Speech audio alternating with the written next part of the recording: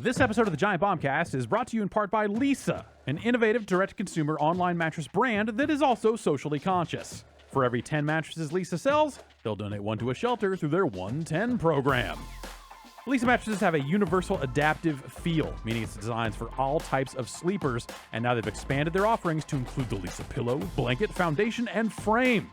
Try a Lisa mattress in your own home for 100 nights risk-free. It's available in the US, UK, Canada, and Germany. You order it online with free shipping, and this 100% American-made mattress ships compressed in a box right to your door. You want to see one in person, you can go to the Lisa Dream Gallery in Soho, NYC, in Virginia Beach, and over 80 West Elm stores nationwide. Get $100 off when you go to leesa.com/bombcast.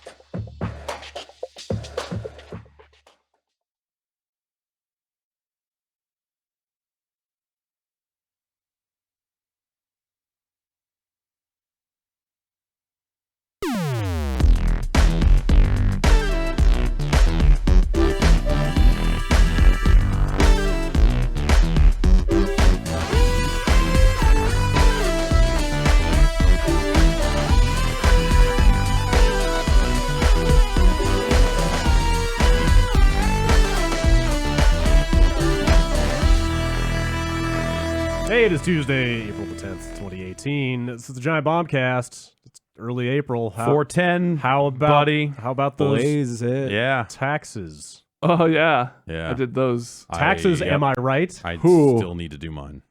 Same. Yeah. I mean, I don't fear taxes anymore Yeah. because I'm no longer a contractor. Yeah. Oh, yeah. Yeah, that's a big difference. Yeah. Let me tell you. Yeah. Now much of the work is done for you. Yeah, and I don't have to give the government thousands of dollars. Yeah, I didn't know that last year. No, keep in mind, it's because you're giving it to them Yes. all along Yeah. now. Yes. But now it's not like, oh, I'm working gig to gig and suddenly I owe the government $2,000. That's fair. Yeah. Now it's like- Although just wait until they screw up your withholding, and then you still owe them a bunch of money at the end. Well, they'll just audit you and give you the right amount of money, right? Yep. That's how Yep. it works. Uh-huh. The government's yeah, watching definitely. out. Everybody loves to get audited. The IRS known for their willingness to work with you and Like, oh, yeah, whatever, buddy. You need a couple days? That's fine. yeah, dude, don't worry about it. Yeah. We Not got all these thing. other people we got to worry about. We'll get to you eventually.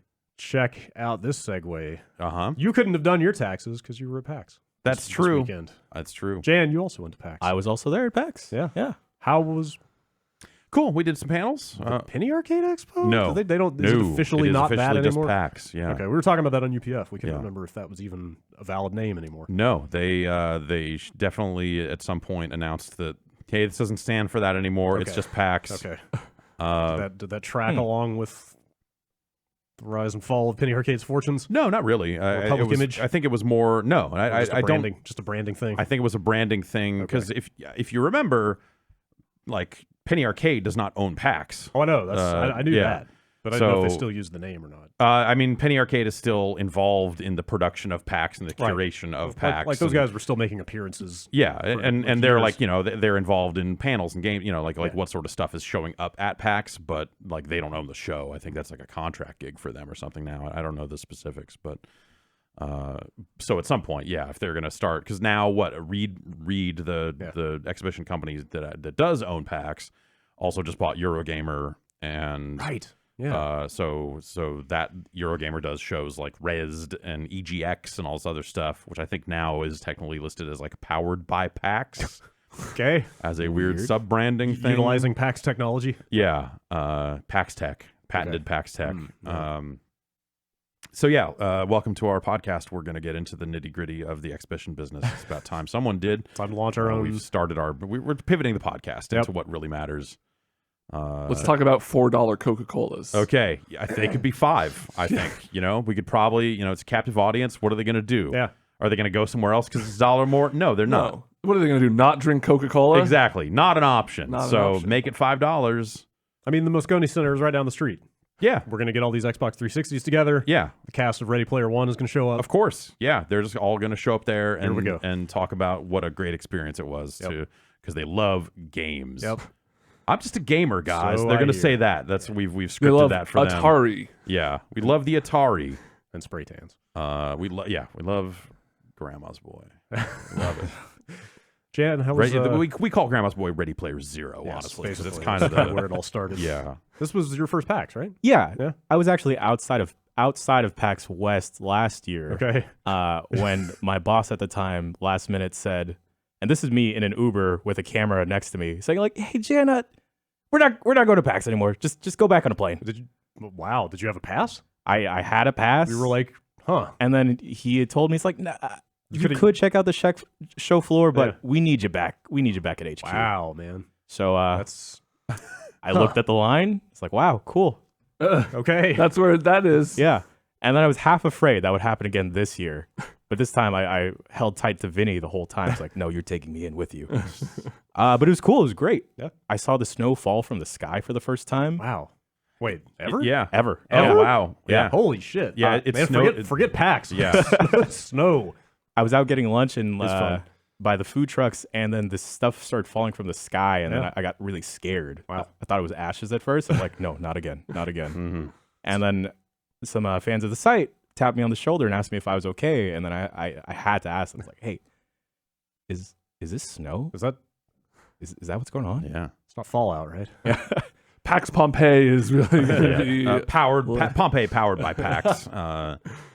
Yeah, it snowed. There was one day where it snowed. One day, yeah. And then that same day, there was like an actual sunset, which was super weird. Huh. I don't know. yeah, Weather's weird. It was cool. That was the first time I think I've seen snow in really well, actually falling. Like I think Right. Boston PAX 2 years ago. Was it 2 years ago? There was just like tons of snow I think everywhere. it was the last one I went to. It Yeah. was just like piled up on the curb. Yeah, and there was, like, exactly. It was patches of everywhere. There was ice. like a burned down gas station that they had just piled up snow in. It was like Yes, this 20-foot that's snow right. mountain. Yeah. Where they're like, we got to put it fucking somewhere. Yeah. I still haven't seen it falling. I'm still Really? Yeah. Yeah. Every time like I've gone to Tahoe, it's been after Mhm. a storm. Yeah, it was cool. Snow was fun. It was snowing. It was collecting on my jacket, and I was like, man, I'm really glad I bought this jacket.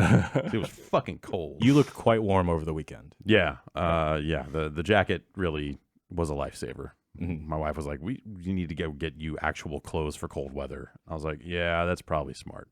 I didn't need the gloves because the pockets in the jacket were really warm, so it worked out. Yeah. Did you guys see anything good? We did Just do PAX things. some panels and all that sort of stuff. Yeah, Just kind of wander. the panel was fun. Yeah. And then I was on a couple of other panels along the way, and I powered some panels, powered by me. Powered by Jeff Tech. Yeah. It's a small portion of a couple of panels. Yeah. Plug yourself into a laptop. Yeah.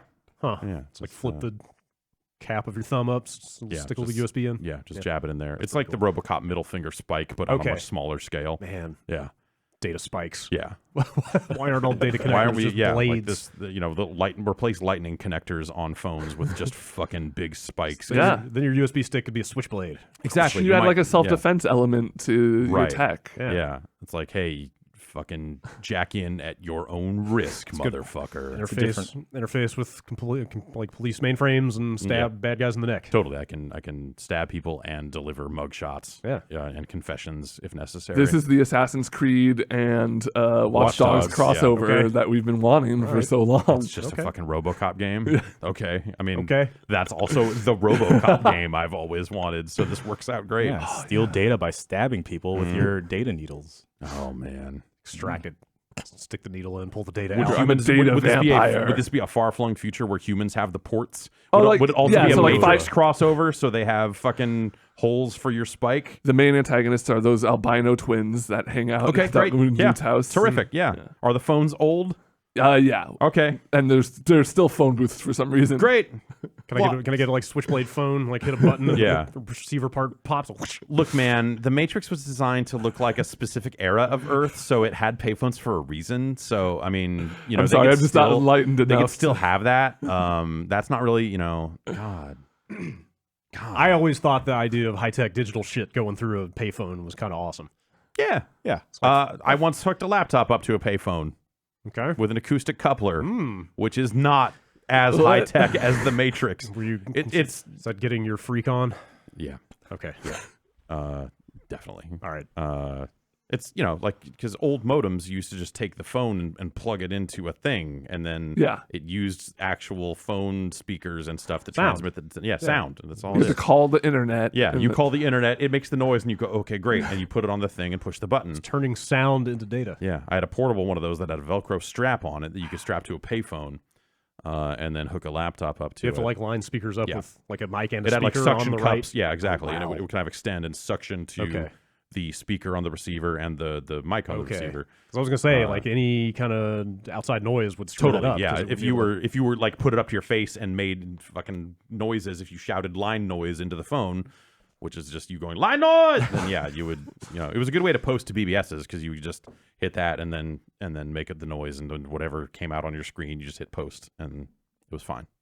It's all gibberish. That's awesome. That's all I ever wanted to post was gibberish. That's awesome. The original shit poster, they called me. Have you guys ever found any of those USB sticks that people like put in walls and just like leave? What's the term? There's a name for that. Yeah. It's not geocaching. It's not geocaching. It's something like that. It's neo-caching. I have not.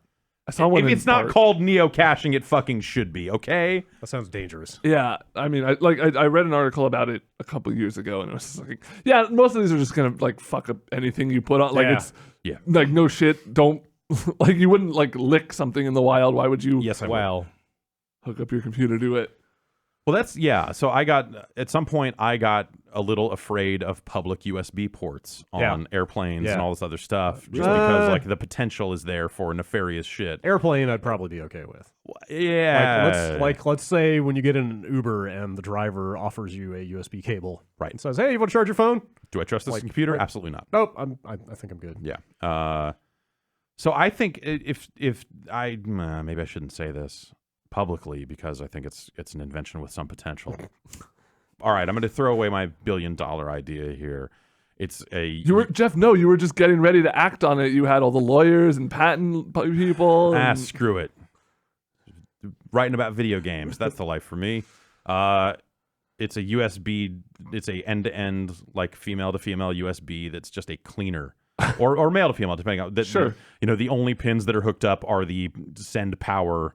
And there's no data stuff hooked up at all. Okay. So you plug it into a risky USB port, and it's a condom for that connection, basically. That's a good business idea because it plays on people's paranoia. Exactly. That's a good way to move product. Yeah, even if it's like not a real threat at some point. The places you might have to advertise, you might consider a little unsavory. Yeah, whatever. But, like right next to the Cash for Gold and totally Imodium. These nootropics, and get this USB dongle for one low price. Offer code. Yeah. Are they reusable? No. Okay. Actually, there we go. Yeah. Single use. I just decided that they are definitely single use. Which is why they're such low quality. Exactly. Materials. Well, so I was trying to watch WrestleMania at an airport on Sunday, and I had to plug in a bunch of gear while I was sitting there, and I literally, there were USB ports and power plugs, and instead of just plugging in direct to the USB, I pulled out my power plug and plugged that in to power my iPad.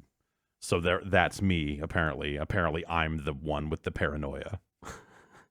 Because I literally did that. I can't blame you. Yeah. I don't know if I can blame you for trying to watch wrestling in an airport, but it worked. Not for how you got I don't there. know. At some point, I was the flight was getting slightly delayed, and it was a bad set of flights. I ended up having to change my flight and come home early. It was kind of a thing.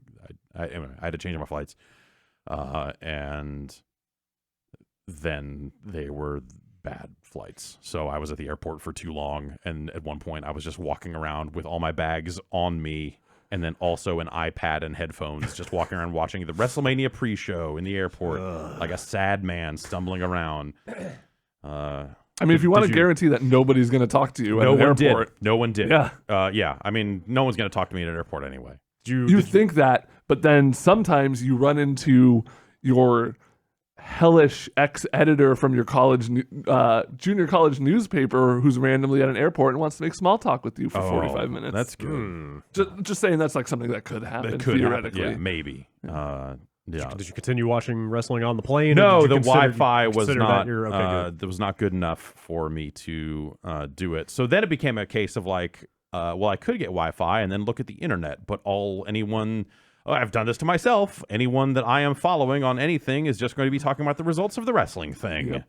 And I'm an idiot. So the Wi-Fi didn't work, which didn't stop me from paying for it, but certainly stopped me from using it, which was thanks United for that.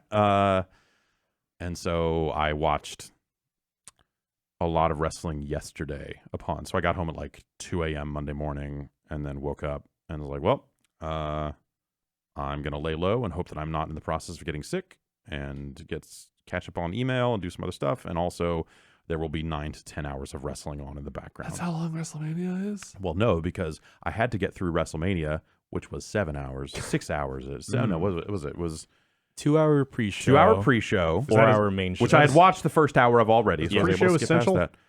There are matches on the pre-show, but it is mostly an ad for WrestleMania because they let you watch that for free, and they put it up on Twitter and TV and all this other stuff. You think they get a lot of people last minute like that? Because their pitch is like 30-day free trial, like absolutely. Because their whole pitch is like, hey, watch this thing for free. Normally it was. Remember back in the days when it was like $75 fucking dollars? That's dumb. Is this on the network? Yeah. Okay. The matches are so inconsequential though that they'll roll long ads for the network that you're already watching during the match. Yeah, Nice. But they have to do that because you might be Right. watching it on Twitter or something. That's true. So it's it is an infomercial for their thing. Who was the big matchup? What was the was the predominant storyline going into this? There were a lot of storylines because WrestleMania is wrestling coming to a head in theory after a year of build-up, but in practice not actually. Yeah. And so the idea is that when WrestleMania is really good, it's kind of the season finale. Okay. Because then the following night they always bring in a bunch of new people and the storylines start to spin out in different directions. Okay. It's crazy to me that they only wait one day. Yeah. Not like a week. Well, that's at least. It's Monday Night something. Raw, and then Yes. Sunday is the pay-per-view day. So You got all it's- those people in town. You Yeah. gotta Right. give them something to do. Fair. Yeah. You're right. It is fucking crazy. Like, You're right. Let your big dramatic finish breathe just a little bit. No, they're like honestly, because when that show is bad, then you're suddenly like, well, at least there will be some new shit to look forward to tomorrow. So even they know. That's asking a self-awareness that I don't think they have. No, for me the surprise was Ronda Rousey, the UFC fighter, was making her wrestling debut. She's now a professional wrestler, which normally that goes bad. Or like first match of someone who's kind of a celebrity from a different thing coming in. Doesn't really translate well. Doesn't always translate. And the stuff they had done to build her up prior to the match, it was very easy to watch this and go, this match, when they finally have it, will be bad. It was probably actually the best thing on the entire show. It was like really like she was really good at executing stuff. It was a weird. So they like women's wrestling has come a long way. It's a bigger deal now. Yeah. And they have a much larger roster of women who are wrestling.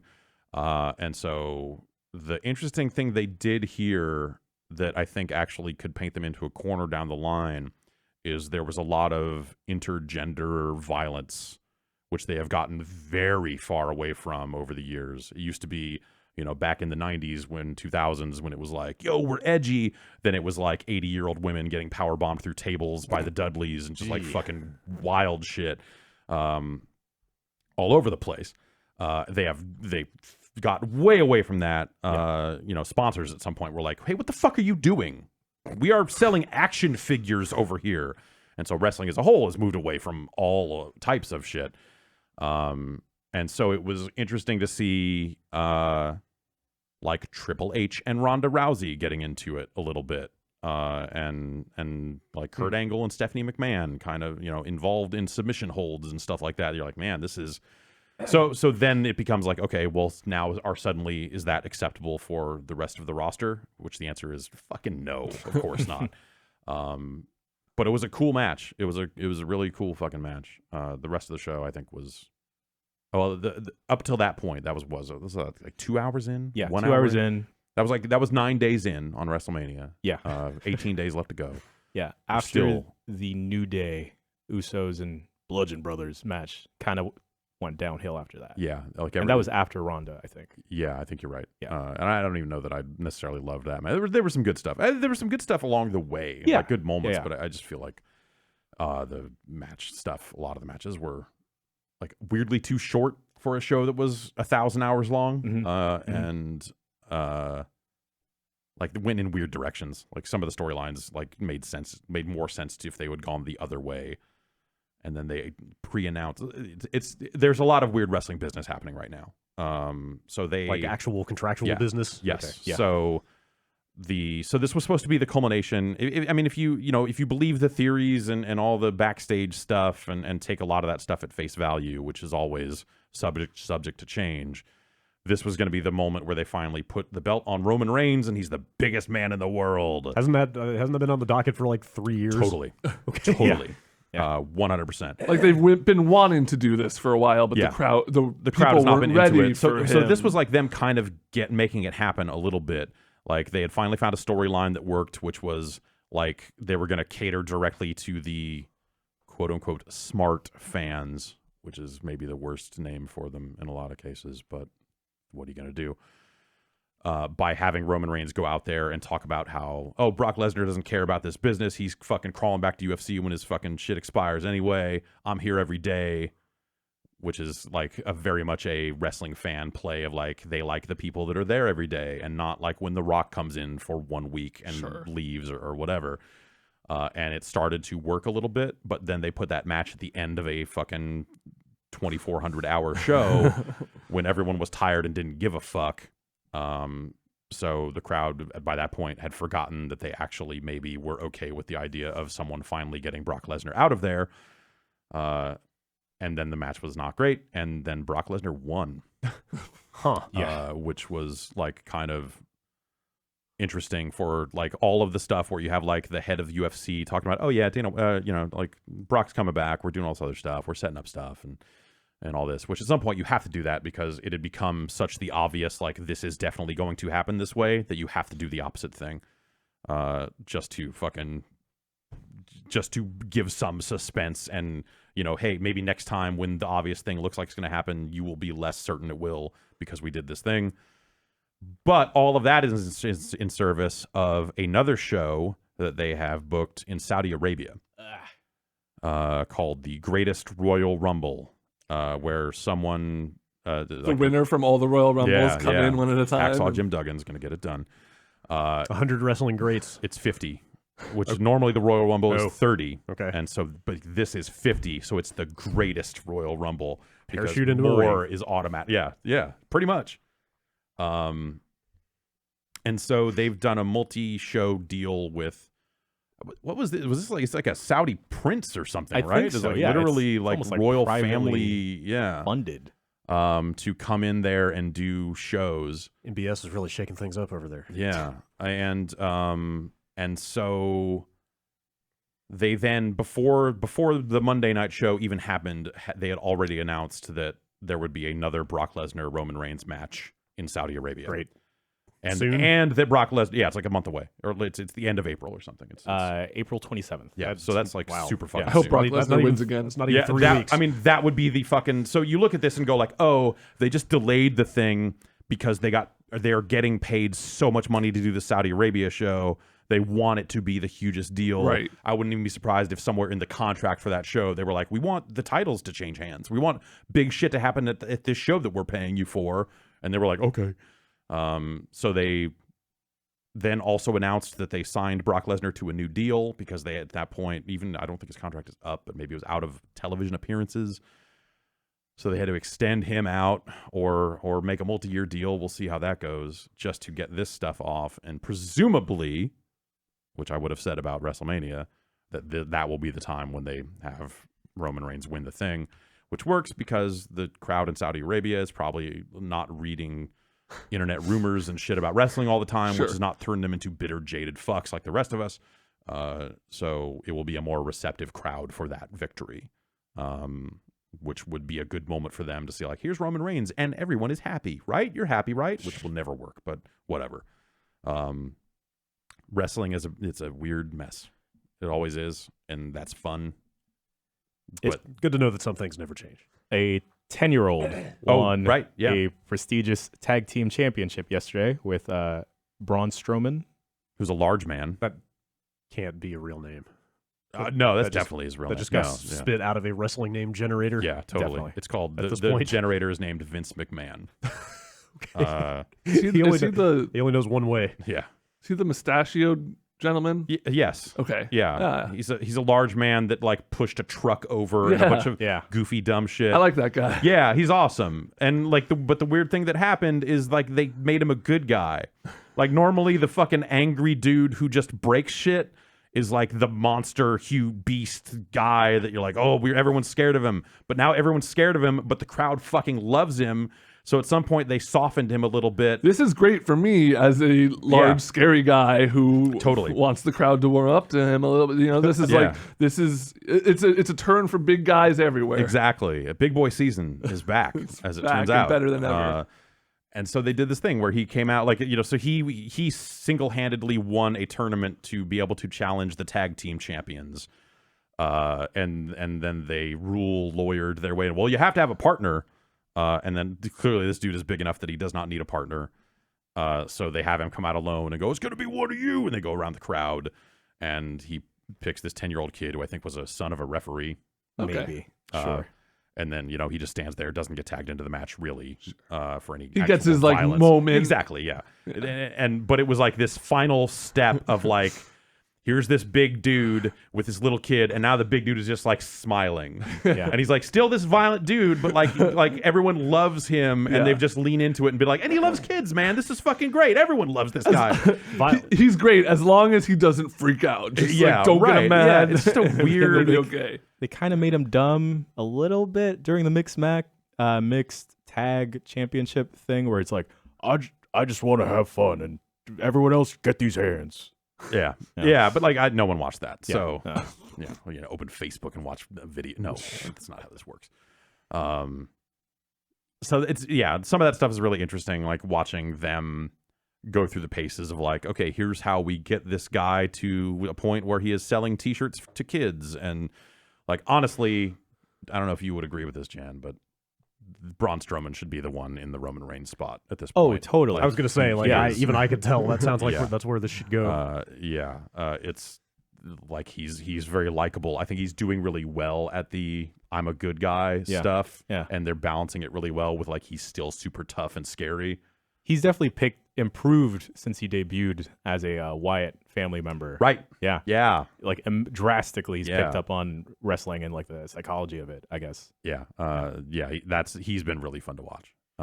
So I don't know. Yeah. Along the way, like peppered in through the 3,000 hours of WrestleMania, there are moments that you can look at and go like, oh, this is really neat to see as a fan of this shit. Because there's still going to be talented performers, totally, the occasional talented absolutely. writer who like really cares about it. you Somebody's know. going to rise above. Yeah, well, that's literally kind of how it goes sometimes, from the sounds of it. But yeah, like it's a weird case where like from a pure physical like wrestling perspective, I think the WWE has rarely, if ever, been better as a roster than they are right now. Like they have a ton of people who can just fucking wrestle their asses off, provided they're given the time, provided they have enough time to have a good match, and that there's an effective build up to where the match means something, and then it becomes a larger problem of like, was the writing going into this any good or not? And sometimes matches don't get enough time, or they go in a direction where it doesn't make sense for the plot, and you're like, well, there was like great moments in this match, but all anyone remembers is the ending, and you're like, oh, why would they do this? They should have done this. And everyone wants to write their own, everyone's fucking headcanon fan fiction bullshit, fantasy booking that they've got in their head is always better than whatever ends up on TV to them. So no one's ever happy. Much like comic books and video games and everything else, no one is ever actually happy with the movies, thing. TV, life. Yeah. Video games. Yeah.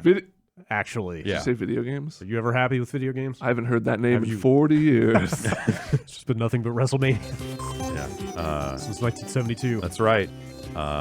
Video games. Yeah. Not a whole lot new out. Also big boy season What? in Yeah. video games. Oh, yes. Yeah. Is it? I don't know. Extinction's out today. Oh. I guess that is the one big new release we can talk about. It's a new release. Okay. Yeah. My friends at Iron Galaxy. Yeah, it's not. That game does not seem very good. It's kind of an Attack on Titan thing in a way where you are a normal. Well, I don't know. I guess I don't know the scale. Maybe you're tiny. You're a normal sized dude, and there are giants attacking a town. What if it's like they're normal size, exactly, and you're like you live on their like fingernail the littles or something? Yeah. So it's yeah. So Action, character action kind of game. Yeah, character third action person, kind of game. yeah. Third Zip person, lining. like a zip line. How's the whipping around and doing flips? That's my problem with the game, I think, is Extinction kind of... You know how whenever a new Spider-Man game gets announced, there is always, like increasingly, ever since like Spider-Man 2 came out or whatever, or anytime anyone wants any kind of grapple mechanic or anything like that, they oftentimes will cite like, oh, we want it to be like the good Spider-Man game. Sony is in the process of doing that right Exactly. now. Extinction does not take after the good Spider-Man game with that sort of stuff. And it's a different thing. Like, you're not just latching onto whatever and swinging. You are very much like trying to like latch onto a point, and then you're in the air and you can kind of latch onto another point, and you eventually kind of latch onto these giant ogres.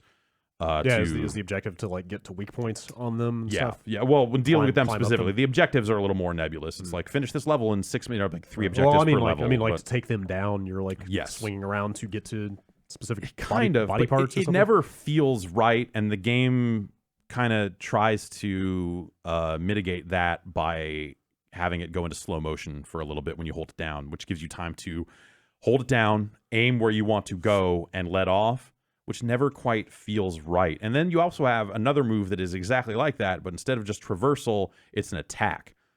So it has a shorter distance, and that's how like these ogres will have armor on most of the time also.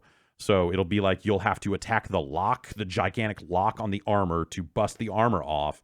And then if you attack that body part again, you can sever a leg or an arm, and then eventually their head. Like, to kill them, you want to get up top and cut their head off, which sometimes they'll have head armor you need to deal with as well. So it becomes these multiple times where you're just like bashing a lock on an armor, bouncing off a little bit, and then immediately trying to hit the button again, recenter your target on this moving thing so that the lock on the armor glows, then you let off and hit it again, and then maybe that'll be the thing that busts it off, and then kind of need to fidget and get it. And so it's a lot of just like turning the camera in slow motion in a way that never feels very good to kind of line these shots up. And then you've got tiny or like orc dudes that are your size. It's like fodder. But they're attacking humans. So they'll be like, so around the map there are crystals, and the humans collect the crystals. Yeah, of course. And these crystals are portals, but you need to charge them. So you need to get to where the humans are and hold down a button to fill a meter that causes the humans to be saved. All the while, they're getting attacked by orcs or whatever these other smaller guys, jackals, I think they're called. And so they're getting attacked. So that's when, your kind of basic kind of mash square attack comes in. And that's like, the combat there is like deeper than it needs to be, but also still it's one attack button, so it's not a light heavy, it's just a light or whatever.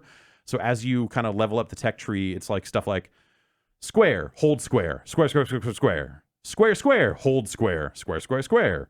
Like the combo system is like, and also none of those enemies deserve or require that level of tactic. You can just mash. Yeah, I mean, to a degree. The problem is if you mash, it carries you away. So you're leaving the humans behind, and they might be getting fucked up by another orc if you just mash. So it becomes like, mash, like tap, tap, hold is like a launcher. So it'll keep you close so that when you land, you can keep protecting the humans. Okay. And so everything you do around the humans, like saving humans, and then also severing body parts on the giants, charges another meter, and that meter must be full for you to kill one of the giants. Which leads to cases where you're like, I just need to, okay, there are not any humans around here. Do I just need to cut this leg off, let it regrow, cut this leg off again, let it regrow, because I need to fill this meter to get this kill, and this is taking forever, and it's kind of not great. And is this whole loop you're describing the entire game? You just kind of do this from map to map? I've played, I guess, like the first 5 or 6 levels in the game, and it's been kind of tutorials that show you how to do that, and then that. And then there are other modes like, like how long can you hold off and keep the town going? Or can you, there's like randomly generated levels so you can like share seeds with other players and compete for score and stuff like that. Is there like but it's all kind of that. And is there a story? Yeah. What's the deal with your guy? You're Braun Strowman. yeah, okay. Oh. That would be Really mad at these orcs. that'd be way better. Or ogres. You're a dude and there's a lady talking to you and you're trying to save the humans and so you're sending them through the portal, which these crystals are portals. And so early on you're telling them like they're being teleported somewhere safe where there's a king, and you're like, tell the king he needs to meet with me because we need to save the world from these ogres. And that's kind of the last story bit I remember. Okay. So I can't really say where it goes from there, but It it's like the sounds like story a stuff video is game. yeah. The story stuff is like a character pops up and then there's like a window that only holds like 2 lines of text and not all of it is spoken, I think. So it's a weird way to present it's a very ignorable way to present the story, I guess. Yeah, like it feels like an HD remaster of an Xbox 360 game that you didn't need to get remastered. And so like there's elements of it that feel okay. So there's a little bit of something there, but then it kind of immediately seems to start repeating itself. It's not fully formed. And then it's also full price, which is a lot to ask, I think, for this Continue thing. my series of Yeah, I think if this thing had been 20, 30 might be a bit. Yeah. Well, whatever. I didn't finish the game, but that there's no world in which this game should be full price with what it is. Okay. It's rough. All right. And then some of the tech trees and menus and stuff like that. Like it feels like a 10-year-old game in some ways. Okay. And not in like a beloved. Kind of like when you It's go not back like to an homage. No. kind of like when you go back to like PS1, PS2 era games. Like we Yeah. were talking about this the other day, and it's just like some games when you go back to them, you realize like, wow, people take font work a lot more seriously now in video games than they used to. Yeah. Just like these menus feel like they were like using the default system font, and nobody thought about how the stuff is laid out. Yeah, there's a like, little bit of that Just going cues on. and transitions and like Yeah, the fit and finish around the thing. yeah, there's It's stuff just- like that around yeah. the edges. Yeah, it's rough, man. That's a shame. And the ogres, like the giants, don't look like if they had made those characters look creepy. Well, I guess at some point that's just Attack on Titan then, because the thing that I like about the Attack on Titan game is literally only that the dudes are big and naked and creepy looking, and That's so what got me hooked. yeah. So like that's kind of the only thing, and then they're kind of big.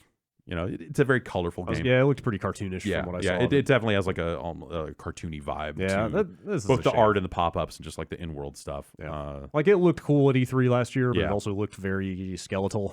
It was like, all right, Right, this yeah. looks like the kernel of a good idea if they build a full game around it. Yeah, It sounds like they didn't. That was kind of it. yeah, and it's like, and there's an edition of this game that is like $70 and comes with like a season pass or something, which I don't know what that is. Like the game has daily challenges, and I went into another menu. I can't remember which one it was, but they're like somewhere in the modes menu there was one that just said DLC required. And I'm like, that seems like a weird way to message that. But also, I was playing it pre-release, so there was nothing up in the store to buy. So I assume if you bought that extra expensive edition, maybe you would get that stuff. Like, I don't know. Like there is a world in which this game is like probably okay, but it is a world in which this game is maybe a third of its current price, I guess. Yeah, it's a weird situation. Good to know. Yeah. Did you play anything that tickled your fancy a little more? Anybody here wanted to? Been I know we're playing- kind of in a mishmash right Yeah. now. It's like a bunch of games came out at the end of March, and then well, I think nothing also the other much thing is right that now. like a handful of us have God of War and can't talk about that just yet. Yeah. That was definitely like Beastcast. I was out in New York for that last week and was like, yep, I'm playing that. Dan deep into. Dan was already off in WrestleMania. Oh, that's right. He wasn't but, even there for that. But Bacalar's been playing it. Okay. And yeah, so a handful of us have access to that. I have not tried it because I've been on a plane. Yeah. And I think all that's that, like- but I should check before I say this. I feel like that's kind of the one big release this month. I can't think of a whole lot else. Labo. Well, yeah, okay. I don't know. That's a weird. That occupies weird territory. That of, occupies 100% of my head territory. I want to build the cardboard robot and try not to fall over and break the whole thing. I mean, I am super excited for. I guess we'll do this out here. I don't know which coast will do it, but like, I'm excited to sit down and like stream and build that stuff. But I don't know what there's going to be after that. Like, Yeah, I don't know if I don't know if we make it out of that stream wanting to continue playing that stuff, That's the question, or right? if it's like, all right, we built the thing and that was the fun part. I hope that stuff's cool. Like, that sounds really exciting. Yeah, I'm really into that idea. Yeah. Some So- of the stuff like the piano, I could see maybe having some legs on it. If Yeah, the pianos generally have legs. It's like 4. Yeah, right, something like 4. sure. Anyway, yeah, God of War coming up soon. Talk about that in the near future. But for now, Mm-hmm. I played a bunch more Ni no Kuni. yeah, I got further into that. Yeah. Yeah? Yeah. How far are you? Maybe 3 hours in. Okay. I think like right before like the base building, 3 or 4 hours in, right before the base Sure. building stuff gets like really introduced. Yeah, those Higgledies. Higgledies. Yeah. Yeah. Those guys are fun. I love them. They're great. You eventually get the power to cook them up in cauldrons. And apparently. I love these guys. They're great. You eventually get to murder them. they taste No. great. You birth them in cauldrons. Oh. They only come in the cleanest cauldrons. These are your little like Pikmin. spirit ghost Pikmin Right, looking yeah, guys. Little yeah. like ghostly white things. Yeah. Okay. And they, some of them will have like elemental powers. Some of them will turn into cannons and stuff like that. Yeah, they're delightful. Controlling them kind of reminds me of Overlord. Yeah. Yeah. Oh, okay. Yeah. Where they're Cool. a little bit expendable, but like God, you don't really that's a game I haven't thought about in a very long time. you don't have to like worry about them too much, and like you can customize and level them up. I love that, like, in a dungeon, they'll kind of pop out and follow you around a little bit, and then they'll just, like, run around and run into walls and trip and stuff. It really adds a lot of, like, character to the game, just seeing them kind of, they'll, like, pop out of treasure chests that you're opening, and it's just like, you're already in my party. Like, you're trying to make it seem like it's a thing. But Some of them have little clothes That's on. fun. Like Yeah. these dudes. Yeah. Oh, they look like what are they called? The Kodamas from Princess Mononoke. Oh, yeah, totally. Yeah. Didn't they? Well, no, never mind. I was gonna say, didn't they try to kickstart a new Overlord? Maybe I feel like that sounds like something somebody would try. I feel like there was talk of a new Overlord at one I point, think they would. and maybe they That was a fever remastered and It came could out very as well Ni no Kuni II. be. Yeah. I crossed the 100-hour mark, but I would say probably 20 to 30 of that is God, man. idling. Oh, sure, Like yeah, while yeah. I'm doing chores Oh, or that's right, something, right, and right. I'll go check in and clear out my cache. Still, even if a third of that is idling, that's a lot of time. So I'm in what they are kind of making seem like the last chapter. There might be one more, but like everything has been kind of building to this moment. I spent, I would say, 10 hours over the weekend just doing side quest stuff. I kind of like, I've been keeping it up with my quests enough to the point where I'm like, I might as well just like 100% this game. Like if that's or at least like get up to that and see if that's doable, or if like some of the trophies are, like find every Higgledy statue. There'll be little statues around the world that kind of give you a riddle, and you have to give them an item that matches the riddle. Okay. But you can have like, by the end of that game, you have like 300 different items. They're separated into like, here are your corals. There's like pink coral, blue coral, and they each have different levels of rarity, which will feed into like, if you want to build weapons or armor that require like a water sword might require a rare piece of coral that you find in like the water dungeon. Or you can upgrade your base to passively generate items that you might need for crafting if you put time and resources into the base management stuff. It's cool. I've kind of hit like a good loop of checking in on my town. Like, to kind of answer your question from last week, or maybe it was 2 weeks ago, if this stuff feels like it's getting in the way, or you can't complete the game without this base building stuff, it totally does not get in the way. There are occasions where you have to go back to that town, your kingdom or whatever, and it kind of encourages you to upgrade a few things. But beyond the introduction chapter, there's really like, it's only serves to make the game easier for you. Right. So if you want to grind it out there, Yeah. if you're maybe not as good at the combat as some other people might be or something like that, maybe And that's like a way to. certain things don't scale or scale oddly, like weapons and armor, you can build those kind of you can build really good weapons that you shouldn't be able to wield because there's like no level requirement for wielding the upper end weapons from the weapon dealer. So I'm find myself in a place now where I'm like level, I don't know, in the 50s. And there are special monsters throughout the world that like have this kind of aura around them, and as you approach, it's like, hey, this monster's level like 72. Do you want to fight it? I've gotten to the point now where it's basically the only thing that's holding me back is HP, which grows as you level. Like I'm doing a ton of damage to these guys, but they can maybe like wipe me in one hit. So that's kind of the only grinding I have left to do. I've really come around on my problems with the story. I said I was having issues with kind of how they were handling the main character, but they kind of have been really pushing forward. I'm looking forward to talking about this game during Game of the Year time because there is a like Phoenix Down revelation moment of amazing proportions that I set down my control when I realized what happened. No Kuni. It's like Kuni 2012. We gotta get him. Yeah. It's like 2 degrees away from how you made that feel. I had set down the controller and I walked away because I was like, I both can't believe that the game did this and I didn't notice this like in minute 1. But yeah, I'm still having a ton of fun with it. Cool. It's a game that is like really fun and cool and good. Like it's a solid RPG. It's a really rewarding way to spend your time in.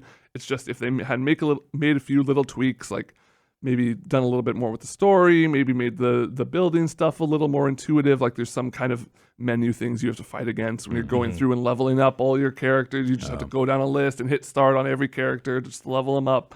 That could have made it like, I think one of the all-time like RPG, like in the pantheon. Like I have played this game for 80-ish hours, and all I think about is like going home and playing more of it. It sounds like a way better game than the first one. Yeah.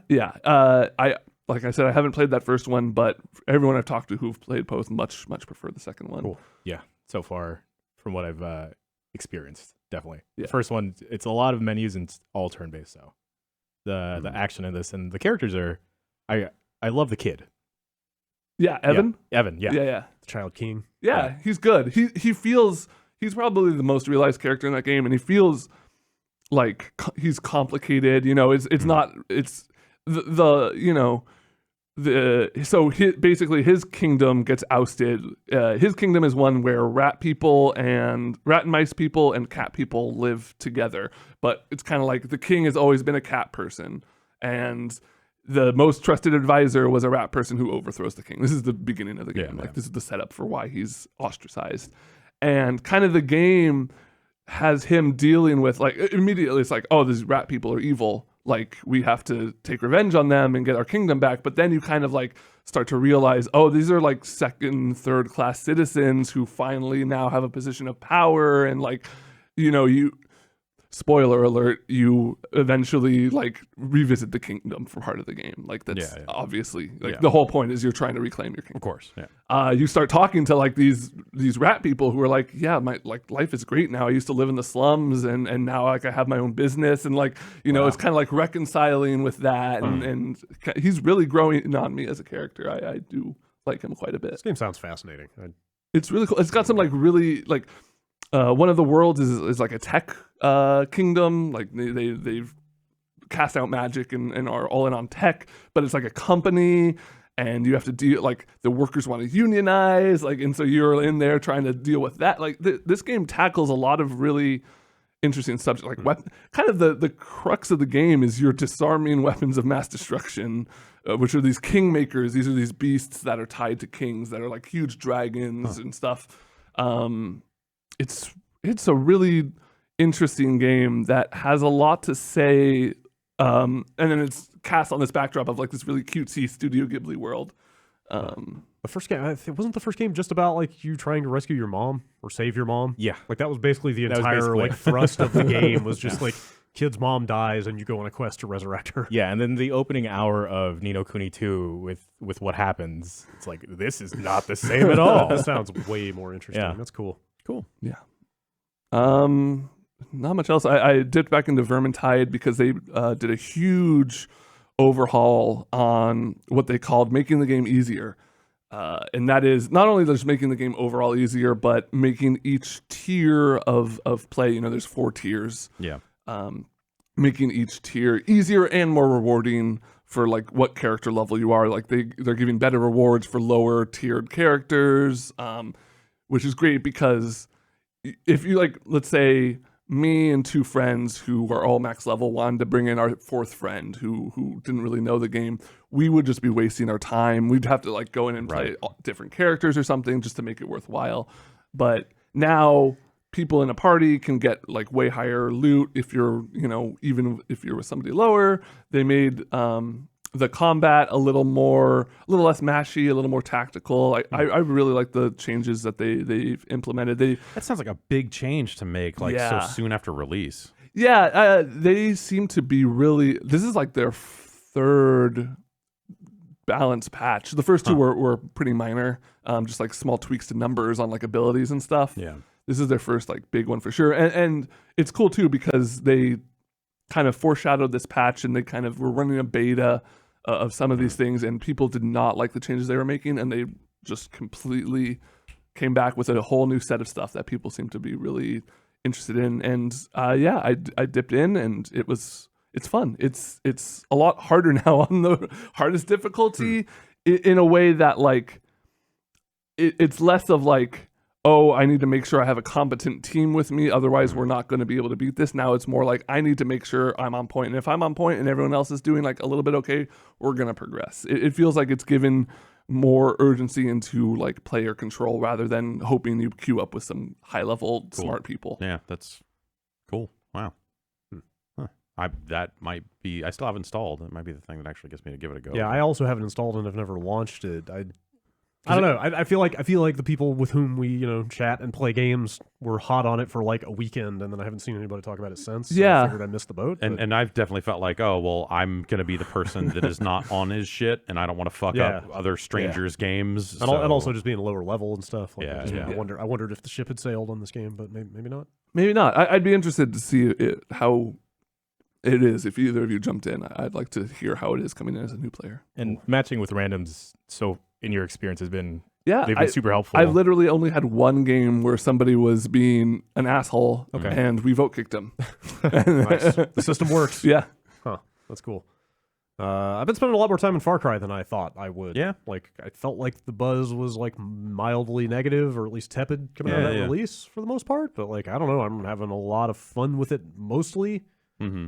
I think it might be the most hyperactive open world game I have ever played.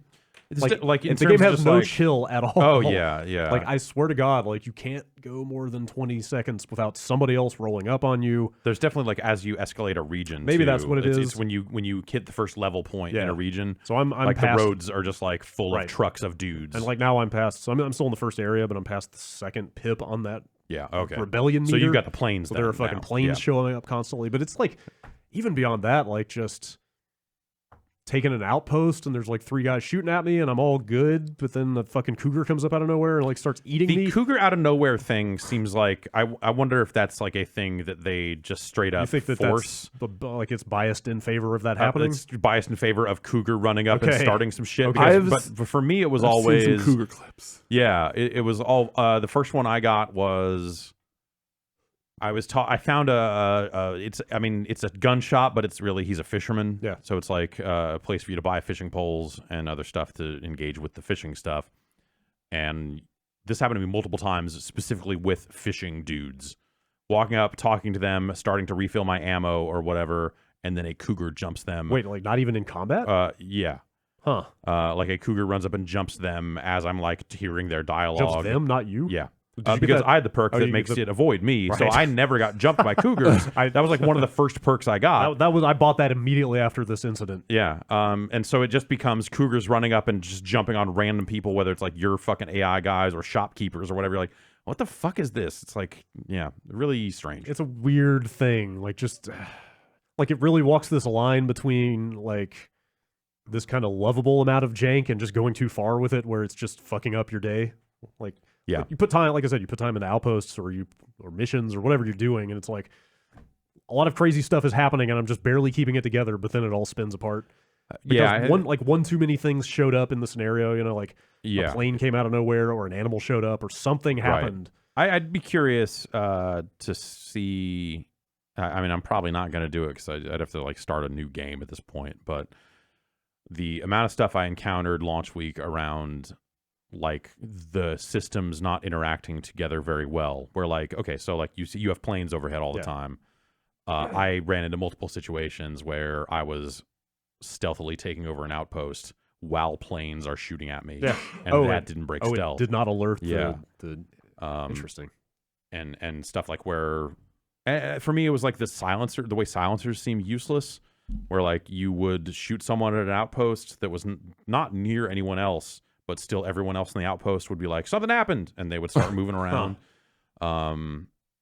And then just your AI characters interacting with people at an outpost and what would trigger them and what wouldn't, and all that sort of stuff. It has felt random, not in like a fun chaos way, but in a like these systems are not reliable in a way that. That's kind of what I mean. It's just kind of broken. Like there's a good amount of hilarious jank in that game, but also just a fair amount of just like annoying jank. Sometimes, and sometimes like you want a game. There are times when you maybe want a game to be slightly broken in a way that's like fun, and for me the overwhelming thing was it was less the fun broken, and very quickly pivoted into this is just sometimes it's both. Like, sure. I did that mission where you have to find the death wish. It's like some dude's like tricked out truck. These headphones. Are your headphones going crazy? My headphones are going crazy. Sounds okay. Sorry. Check. I just lost my left ear. But if we're all plugged into the same thing, then that's just these headphones. I think we're good. Go on. You have to get this guy's truck. It's like tricked out with like flames on the side and a turret. Yep. I don't know if you remember that mission, but I don't the know truck. Which truck recovery mission are we talking about? Yeah, I already have a second one. A ton of people are like, you gotta get my truck. Hey man, we love that truck. Hey man, it's a truck. It's Montana. Yeah. People drive trucks out in the woods. We sure missed that truck. Up in the mountains. But anyway, like you have to track the truck down and kill the guy driving it, and without blowing it up, so you can recover it and bring it back to the owner. I track it down. I kill the guy. I take the truck. I'm driving back, and people are constantly like being held hostage on the side of the road. Yeah. I stop and rescue the lady who's being held hostage. She hops up. She's like, hey, thanks. Immediately makes a beeline for the truck I was delivering, gets in the driver's seat and drives off. I definitely thanks. Definitely multiple times where that's gratitude for the hostages you rescue immediately steal your car. Like it was like I was like laughing and super pissed at the same time. I never had it happen with like a mission critical vehicle, but I think just dumb stuff like that. Like I feel like it's constantly oscillating between hilarious and just kind of frustrating. Like the systems don't work well together. Yeah. I like that. I really like the way they handle mission stuff. Like just the way the open worldness of it is put together. Like the replacement for the tower. Well, there's that stuff. I feel like that's the thing everybody talks about the most. But I feel like it doesn't lock you into the missions you're doing as much as some games where it's like a lot of games you're very formally like, all right, you're on a mission now. Like all the side stuff is disabled. Yeah. Like you have to beeline through this scripted mission before you can do anything else. Like I just feel like this game lets you weave in and out of like story missions and side missions. It's like if you walk up to one, it'll be like, hey, there's a mission here if you want to do it. Here are the objectives. But if you walk out of the zone, it's just like the objectives disappear. Yeah. And you can come back to it later if you want. There's like, weird stuff around natural. There's weird stuff around that where if a mission is set at an outpost and you have already taken the outpost, like sometimes it's like they have to almost write two versions of the mission or something. Yeah, so I noticed some of that stuff. And I was always taking outposts before doing missions in those situations. And so that would be... It didn't quite break it. Where it's like you already, like your side already owns the outpost, so they have to justify why you still have a mission to do there. Right, yeah. Huh. And then there was one full case where it's like it was an outpost I had taken, but because the mission dictated it, they had just retaken the outpost. Yeah. And so when I got there were bad guys everywhere for some reason. So the most interesting thing I've seen it do in that context, and I'm not sure how I feel about this, you know how they send you to the Southwest area first? Like they recommend, you can go anywhere, but you should go to Falls End and recover that town first if you know what's good for you. Did you go straight there and do that? I think I did, yeah. So I thought I was doing that, but I kept getting distracted. And it finally got to the point, I filled up like the rebellion meter in that zone like halfway without ever making it to the big story town, which is like the first place you're supposed to go. Yeah. Finally, I forget if it was either Pastor Jerome or the lady that runs the bar, finally called me on the radio and they're like, hey, good work out there. Like, you're really inspiring everybody. It actually inspired us to go ahead and take our town back. Oh, that's neat. So, like, Yeah, I thought it was cool. Yeah. It was a cool reflection It of is what I was cool. doing, but at the same time, I was like, wait, did I just miss a major story beat? Like, No, not really. so yeah, I was curious. Like, if you go there immediately, If you go there immediately, you have to shoot a plane down. That's kind of it. Yeah, it's like there are guys in the town. You shoot them. Okay. And then at the end of it, a plane attacked, and you're like, oh, I got to get up on this rooftop where there's a mounted gun and gun this plane down. I saw that mounted gun, but Yeah. there was nothing to And do then with it's it. like, okay. It was weird, yeah. So I finally rolled up on the town. There was nobody there. Like, It's like everyone completely talks to you and deserted. thanks you. Like, Yeah. you know, there's that little bit of So story I stuff. rolled up and and introduction stuff. Yeah. But So I rolled up to the church and walked in, and Jerome was just sitting there by himself in the church, and there's like nobody else in the town. Like, it's just that's how that goes anyway. Okay, I think. Like that mission doesn't have you interacting with anyone per se. I was curious, like, what changed there. Yeah, It's more like you kill everyone in the town, and then you get some cutscenes like from the lady at the bar and whatever. Yeah, so I had none of that. Like, I showed up in the bar, and they all acted like they just knew me. Okay. And just said, like, hey, thanks for what you're doing out there. We're grateful. But Yeah, it was like a neat way to like kind of subtly it's neat, change but the flow of the story. In the other ways, it kind of makes it so like they kind of because of the open nature of the game, they have to try to write everything in a way that makes it so none of it actually matters. Yeah, that's kind of how it felt. Yeah, that was the downside of that. Was like, oh, you didn't need me for that after They might all. as well be saying you did the objective. Yeah, right. Yeah, pretty much. Yeah.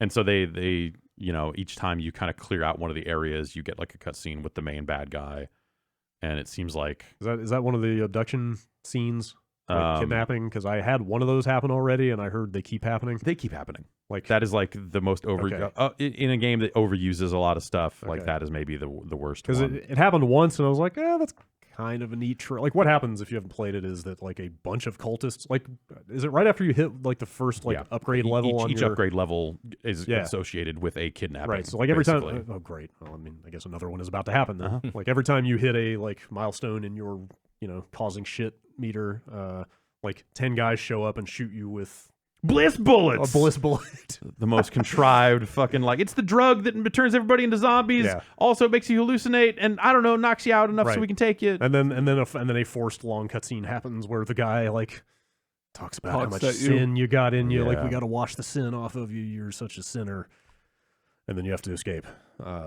Why don't it was cool because it was kind of cool because it interrupted the thing I was doing at the time and pulled me out of it. And I was like, okay, that's annoying, but also kind of neat. But then to hear that they keep doing that over and over. They keep doing that over and over. do I they don't know. explicitly address why they don't shoot you with real bullets? Because they want you alive. They want to convert everybody in their cult. They want you to repent, Ben. Yeah, Even they- after you've killed half of their Yes, cult? they want to absolve you of your sin and Well, and recruit you. The actual answer is that each area has different reasons for or different things that they want to do with you. So there is justification for why they're Kind kidnapping of. you over and over, not Why just they're kidnapping murdering you instead of murdering you? Yes. Okay. There's I would say there's like a thin but definitely Hey, present I'll take it. justification I for think that. you have to take the cult stuff not at all seriously Sure, to enjoy okay. this game. Like Yeah. I gave up on that aspect of the game. I like think an the hour in. frustrating thing ends up being that like you have at this point mowed down hundreds of people. Yes. And then these random, like, it just says you're being hunted, and then guys show up, and then literally the dialogue call out is like, use the bliss bullets,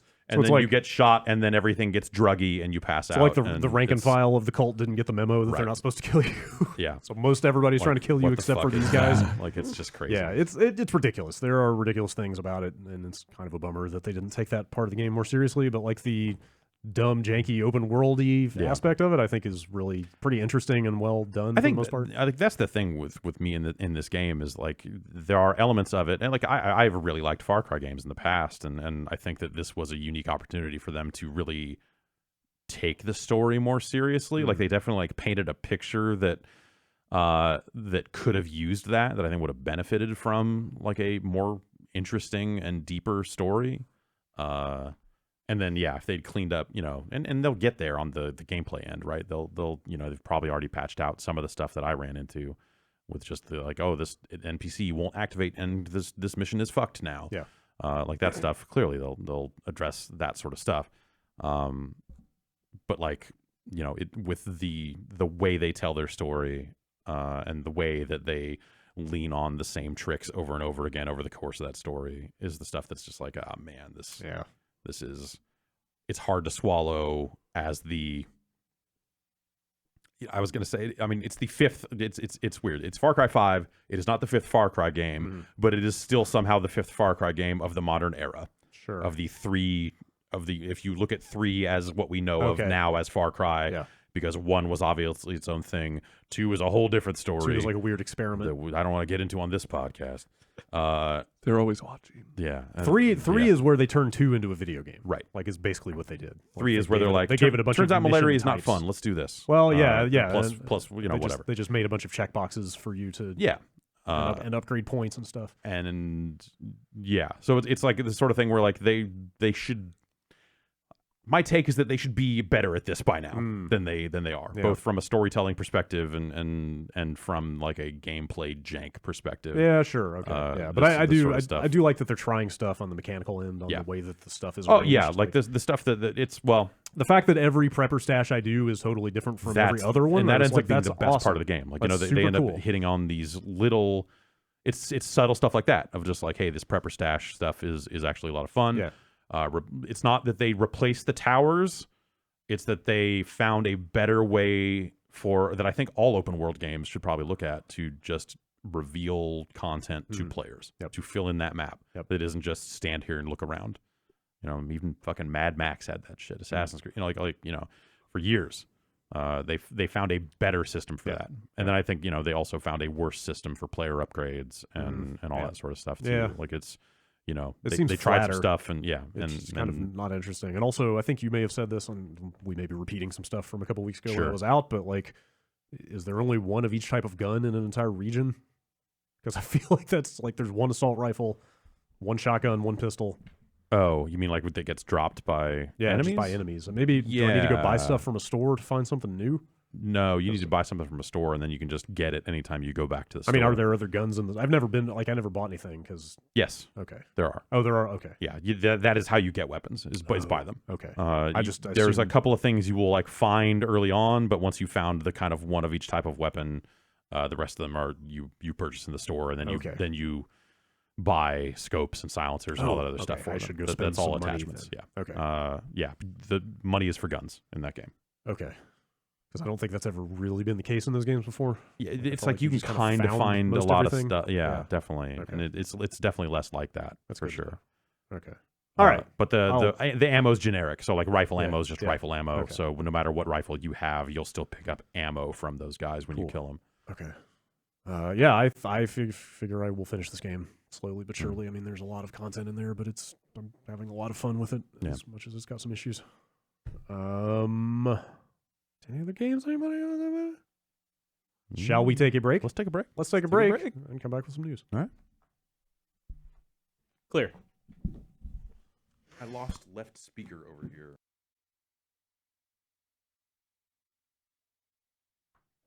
All right, at the top of the headlines this week, News? news. That's the headline. There was news. News It's just happened. in. Let's talk about it. News. Stop Stop the presses. More news. I feel like everybody's been waiting for like the next battle royale game to kind of horn in on, Yeah, The two? like what? Okay, like we know that we've this got two is very going to successful happen. ones. Who's Yeah. next? Who's gonna try? Like if I said before, who's gonna be the Infinite Crisis of the genre? Yeah. All right. But so doesn't the Infinite Crisis of the genre imply that it's a licensed thing? I guess so. I feel like there's definitely another MOBA who's the Dawn think. Gate of Dawn Gate is a good example. Okay. That's a good one. Dawn Gate. Dong. Yes. That's Dong Gate. All right, so I'll walk this back a second, or at least go in chronological order. So Cliff Bleszinski's Boss Key Productions, Yes. makers of Lawbreakers. We were in the car on our way to PAX when this happened, and it was like a very confusing set of things to read and try to parse out. Like, wait, anyway, go on. Which part? The Lawbreakers part happened? The Lawbreakers part happened. So yeah, last week, Boss Key came out with a statement saying exactly what everybody already knows, which is that Lawbreakers did not find an audience sufficient for them to keep supporting it. So that game is basically done.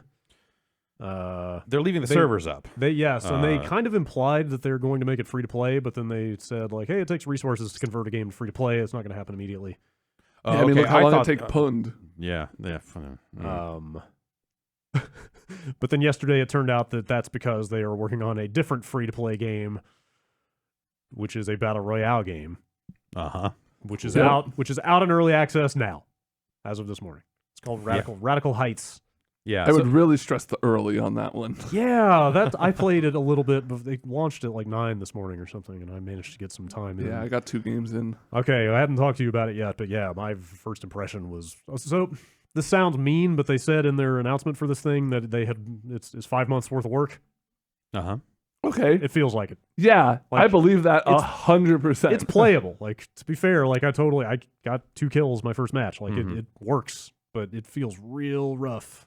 Feels and early. looks. Yeah, it just feels like just things are missing. Like basic sound effects and stuff Like like they've that. come forward, they're saying a lot of the stuff is placeholder, and sure, you'll walk into an apartment complex and it will literally be just gray walls with no objects in there. Like you can 100% play it and get through a match and it's fine. But parts of it, are so early looking. Ammo boxes are floating rectangles. Yes, the ammo boxes look like worse than the ammo pickups in Quake 3. Like they look just like placeholder assets. Well, like at least the purchasable cosmetic stuff is in place. Yes, there is a $15 Founders Pack in then place. you can buy gems in game that you can use to buy other cosmetics. What I'd say with in-game currency, not with real money, or with they're real both. money? It's both. Yeah. One of the weirdest thing, or I guess one of the big unique things about this game is there are as they call them, ATM machines stationed all around the world that you can deposit the money you're picking up. So you'll find like cash registers and just like boxes full of money, and then like the whole thing is it's a TV show, so you'll find like prizes like a TV or a gaming station and stuff like that, and then you can deposit that money into an offshore account, and then you can withdraw it in later games, or you can use it as like I found a pair of spiked wrist straps, and I could buy those now for $8,900 of in-game money In between matches.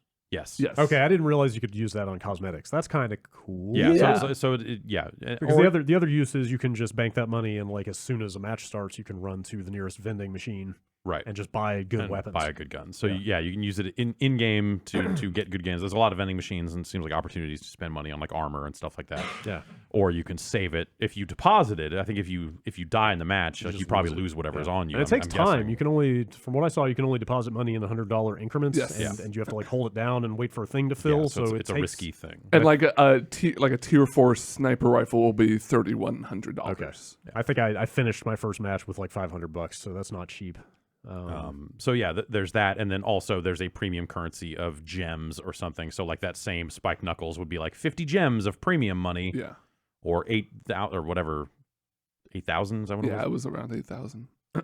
It's a lot. It kind of felt to me like it's splitting the difference between the two big ones. Like it's got kind of the look of Fortnite, but the feel a little bit more of PUBG. It definitely feels more like a PUBG than a But like, you're not going prone though, are you? No, it's absolutely. You can. And they're mapped to the same keys. Like it's all, But the thing is, it's in like a kind of a suburban-y town, so it's not like these long stretches of mountain. It seemed like a relatively small. But the big one for me was when I killed somebody, an explosion of colored guns flies out of them in like a big flashy confetti. Yeah. Okay. And there's a big money poof. Yeah. Also. And also it looks like a Fortnite kill. Like there are zones where it just rains money, and if you stand in them, you'll make money passively. Okay. The game has bikes, which I wasn't sold on because the first time I climbed on a bicycle, it just started spinning. It just started doing donuts, and then I couldn't get off of it, and I got shot. But then I hopped into the loading area, and I got on a bike, and then somebody got on the pegs and was riding on the back of the bike, standing on the pegs, and I bet that you could totally just shoot a gun. A really fun. That's kind of cool. Thing. That's kind of cool. So that seemed cool. That was the stuff like. So they put out the trailer for it, and it's it's like kind of it's like future game show, but also like kind of an 80s vibe. It's very neon. like Far Cry Blood Dragon-ish. Yes, like but not as good as even that was. From what I've seen so far, but then a lot of the clips showed people on BMX bikes, and so I was like, okay, Radical Heights bikes. They're kind of showing some bike like sky stuff. I was like, okay, if you put in a good feeling BMX bike and a decent trick system in this game, I don't care about the rest of it. I'm in. And then watching Ben play it this morning, I was like, oh, maybe there's not that much bike shit in it. I never found a bike in the little bit I played. I found one in my 2 games. Yeah. So it seemed like kind of the same thing. Did I miss something, or is there no airplane?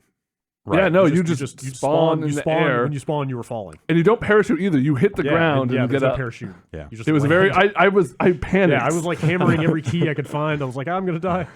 But then that creates a weird situation where, like, you know, there are tactics involved in knowing the flight path and where people are likely to have punched out, or, you know, the major things that the plane flew over. So you're like, that's going to be a hot area. But if everyone's dropping randomly, and also they don't have a circle per se, they lock off different areas. It's like a grid that slowly fills in. Yeah. Which I think is how Darwin Project does it, right? Yes. Like, starts. Yeah, different quadrants of the map will just become unsafe. Yeah. I don't like that because I like having the decision of, okay, is this round, am I going to go spicy or am I going to go like loot? Like what are my tactics this round? This time it's just like you have as good as a chance of running into somebody else as any game. Like, I mean, that one's a weird decision to me. It's at least different, I guess. I don't know. Kind of see how it pans out, but I don't know. Yeah, it's I definitely want to play it. Like, watching you play it, I was like, this seems ultra rough in a way that is...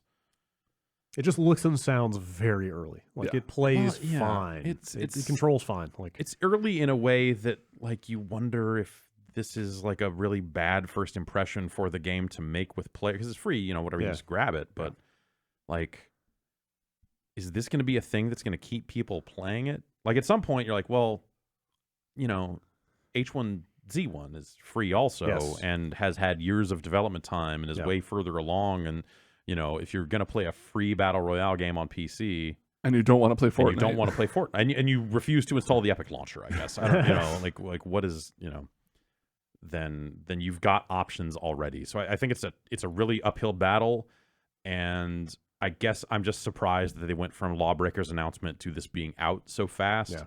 And then on top of that, like, this doesn't feel like, you know, you're saying like they have things in there saying like, you know, hey, this is like 5 months of work or whatever, and they're calling it extreme early access. It says this is a 5-month passion project for the studio, as we're creating and publishing this game entirely by ourselves. Yeah, like, you know, I think there's maybe something to it, and it could be realized over the course of development and stuff like that. Yeah, but, like I never played Final Lawbreakers, but like it looks pretty well put together, right? Like it's a totally competent, like polished product. Sure. Yeah, it's not like they're not capable of doing like that. Lawbreakers was not a bad game. Yeah. It was just, it was hard for it to find an audience at that price point and for the type of game it is. Yeah. You know, it's like people wanted to make a bunch of comparisons to Overwatch with it. It's not an Overwatch style game, but it shipped so close to Overwatch and is still in a similar lane enough to where you're like, you know, it's hard for that game to find an audience. Yeah, I mean, it's like that and Quake Champions, right? Right, and, which and has Unreal, its own problem. And Unreal Tournament, if they had continued making it. Yeah. Like, but those are all the same type of game, right? Like, just kind of arena. Lawbreakers is a little more team-oriented and stuff like that than... Or it's a little more focused on its mode. Yeah. Or modes than the other games might have been. I will say I laughed pretty hard when I loaded up... what's the name of this? Radical Heights. Radical Heights for the first time, and you're presented with a character creator, and it's like, choose your gender, there's male, and then there's female, but over a female is a big thing that says coming soon.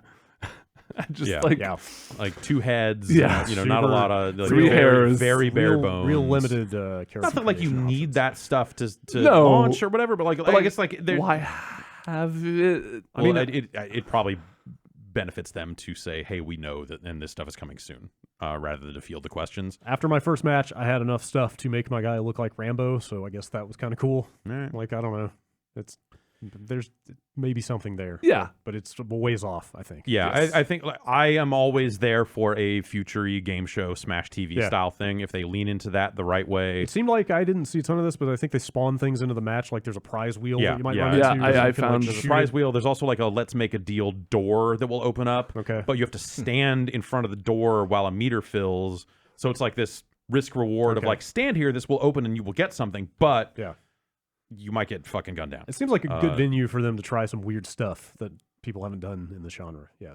We'll see. Like if they really, there's a right way to lean into. I don't know. I think their announcer voice stuff. Well, whatever. It's probably all placeholder, or it could be if people don't like it. So that's the nature of this thing being as super. They could have recorded that it is. voiceover stuff yesterday. Right. Who knows? Yeah. I guess.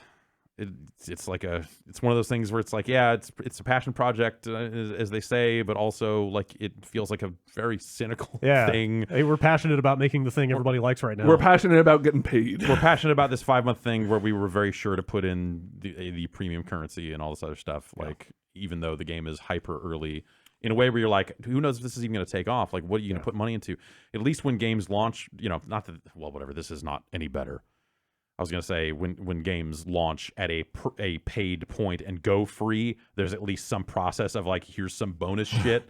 But this is already free, so it goes from, hey, that money you put in for those T-shirts, we decided not to make this game anymore. Yeah. See ya. Yeah. Which brings me to Pwned, which is back out. Did it go away at some point? They were selling it for money, and then at some point, it was still up on the Steam store with like a thing that said, it was like a screenshot. If you go to the first screenshot was like, don't buy this game. We're interesting going free to play soon. Okay. And then they just converted it into, it is now free to play. That was the teabagging game? Yeah.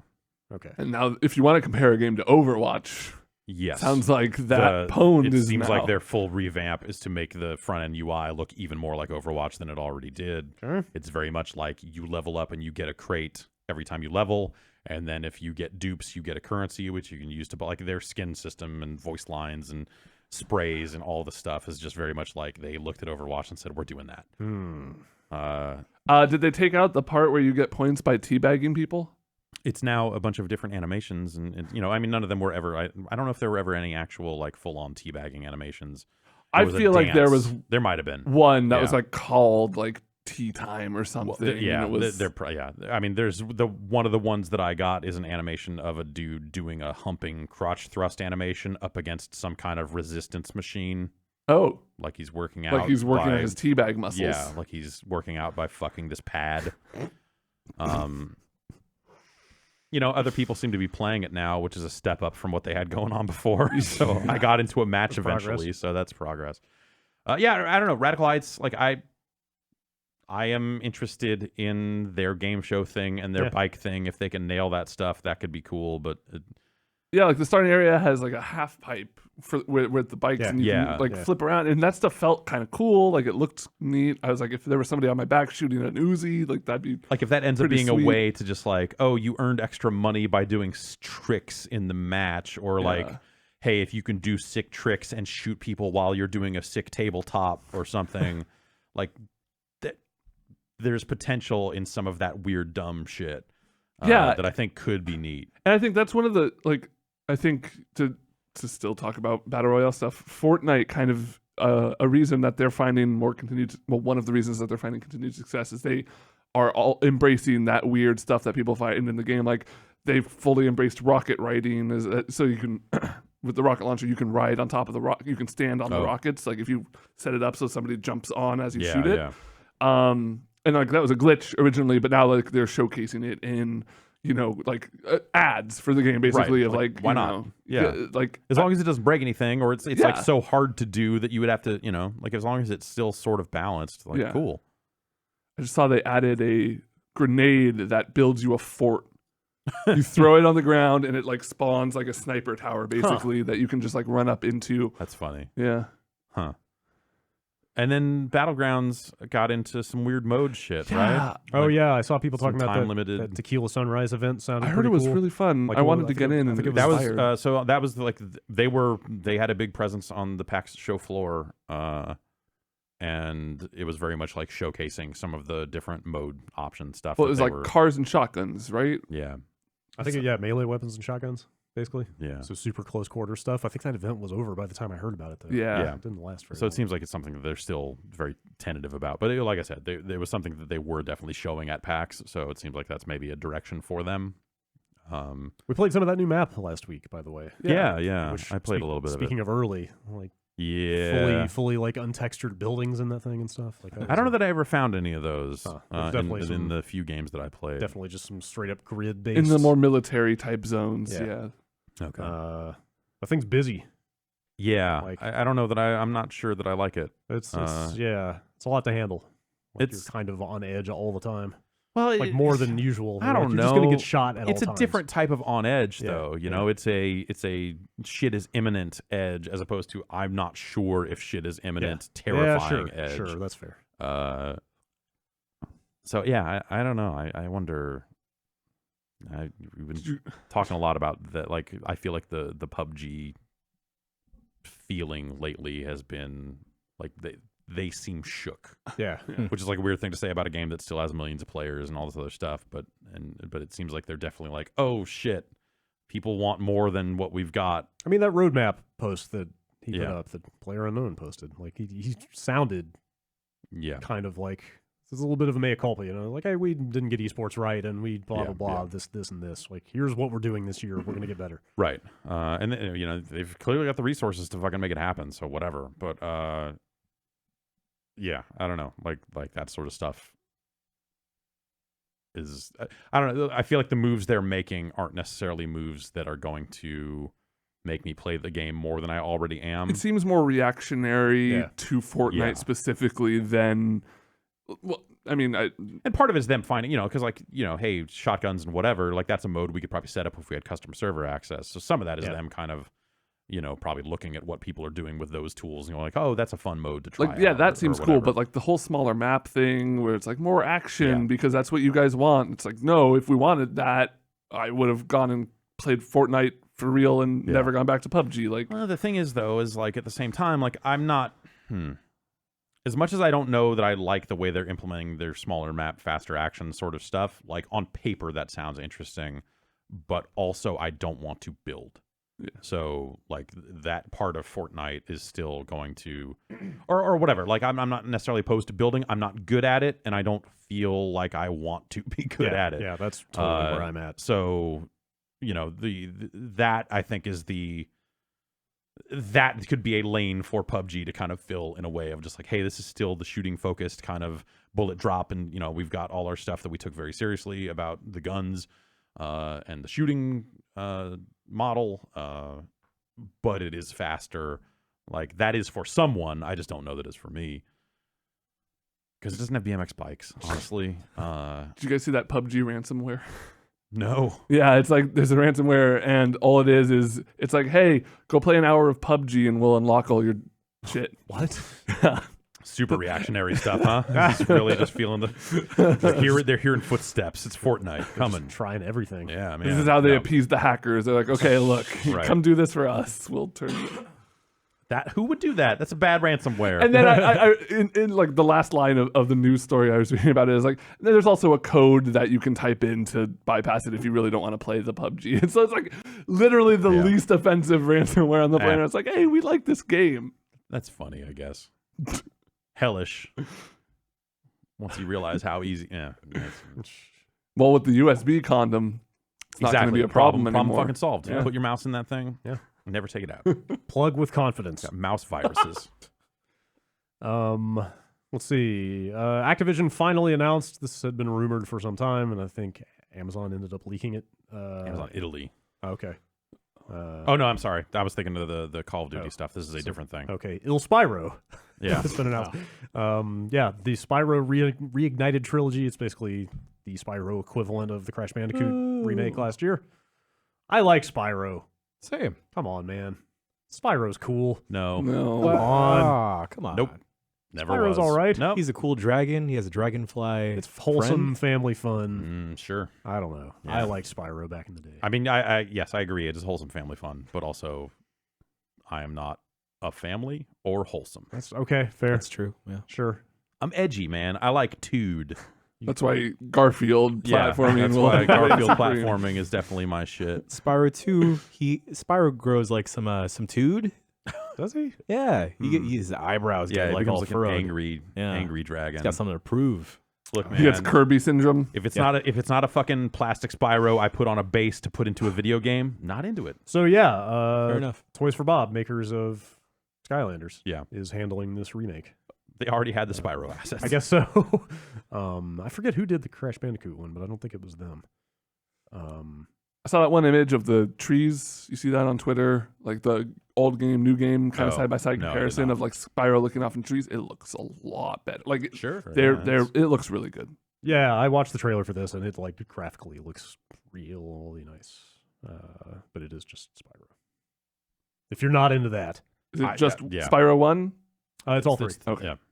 $40 for all 3 games. Cool. That'll probably sell a fucking zillion copies for them. Just like Crash Bandicoot did. Yeah. I don't can't know, wait it's for the probably Earthworm not- yeah. Jim 3D remastered. It's a, Yeah. I don't know. It's kind of a neat thing for me to look back at because it's like Spyro is to Insomniac kind of what Crash Bandicoot was to Naughty Dog. Yeah. Like those studios were coming up around the same time, and they both Right. had like cutesy PlayStation platformers.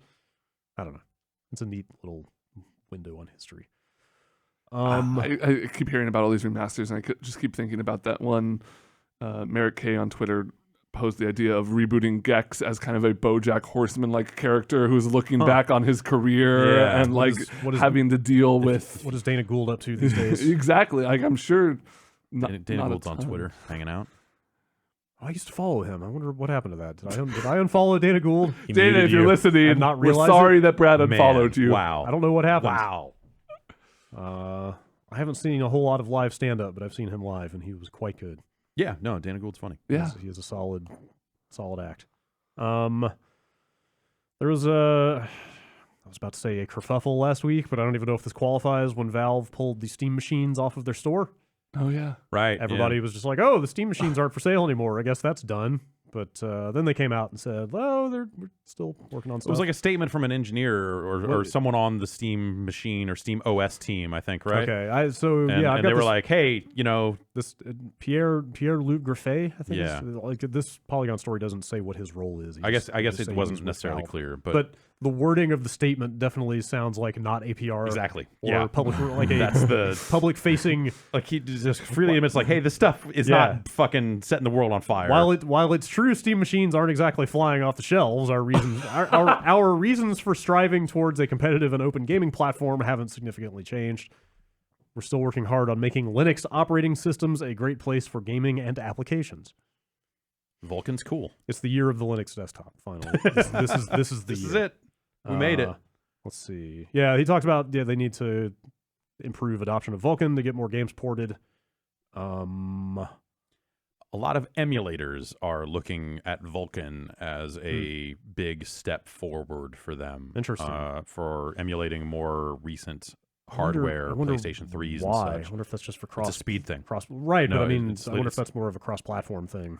There's that too, but also there were a lot of cases where it's like, hey, we're struggling getting this thing running at an acceptable frame rate on OpenGL or Oh, on sure. Well, that's what I mean. DirectX. Yeah. And then so it kind of, you know, and I don't fully understand graphics architectures well enough, but it was definitely like the announcement of like, hey, we're doing Vulkan for this thing was like, oh, sweet, performance is going to finally be good. Okay. And that initially was the thing where you're suddenly like, dude, this PS3 game is running weirdly well on a PC. That seems like it should be impossible, but here we are.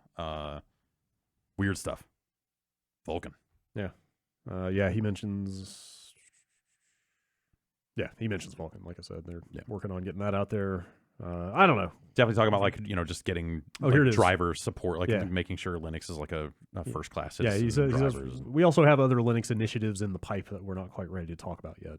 SteamOS will continue to be our medium to deliver these improvements to our customers, and we think they will ultimately benefit the Linux ecosystem at large. Source 3.0 coming exclusively to Linux. There you go. Dota 3 Yeah. is a Linux exclusive. Oh man, I have to learn about Linux shit now. Dota plus plus. I mean, anybody can install SteamOS, right? Like, Yeah, if you yeah, want to build, totally. you just want to make your own Steam machine, you Yeah, totally can. like Linux is not hard. It's just Linux.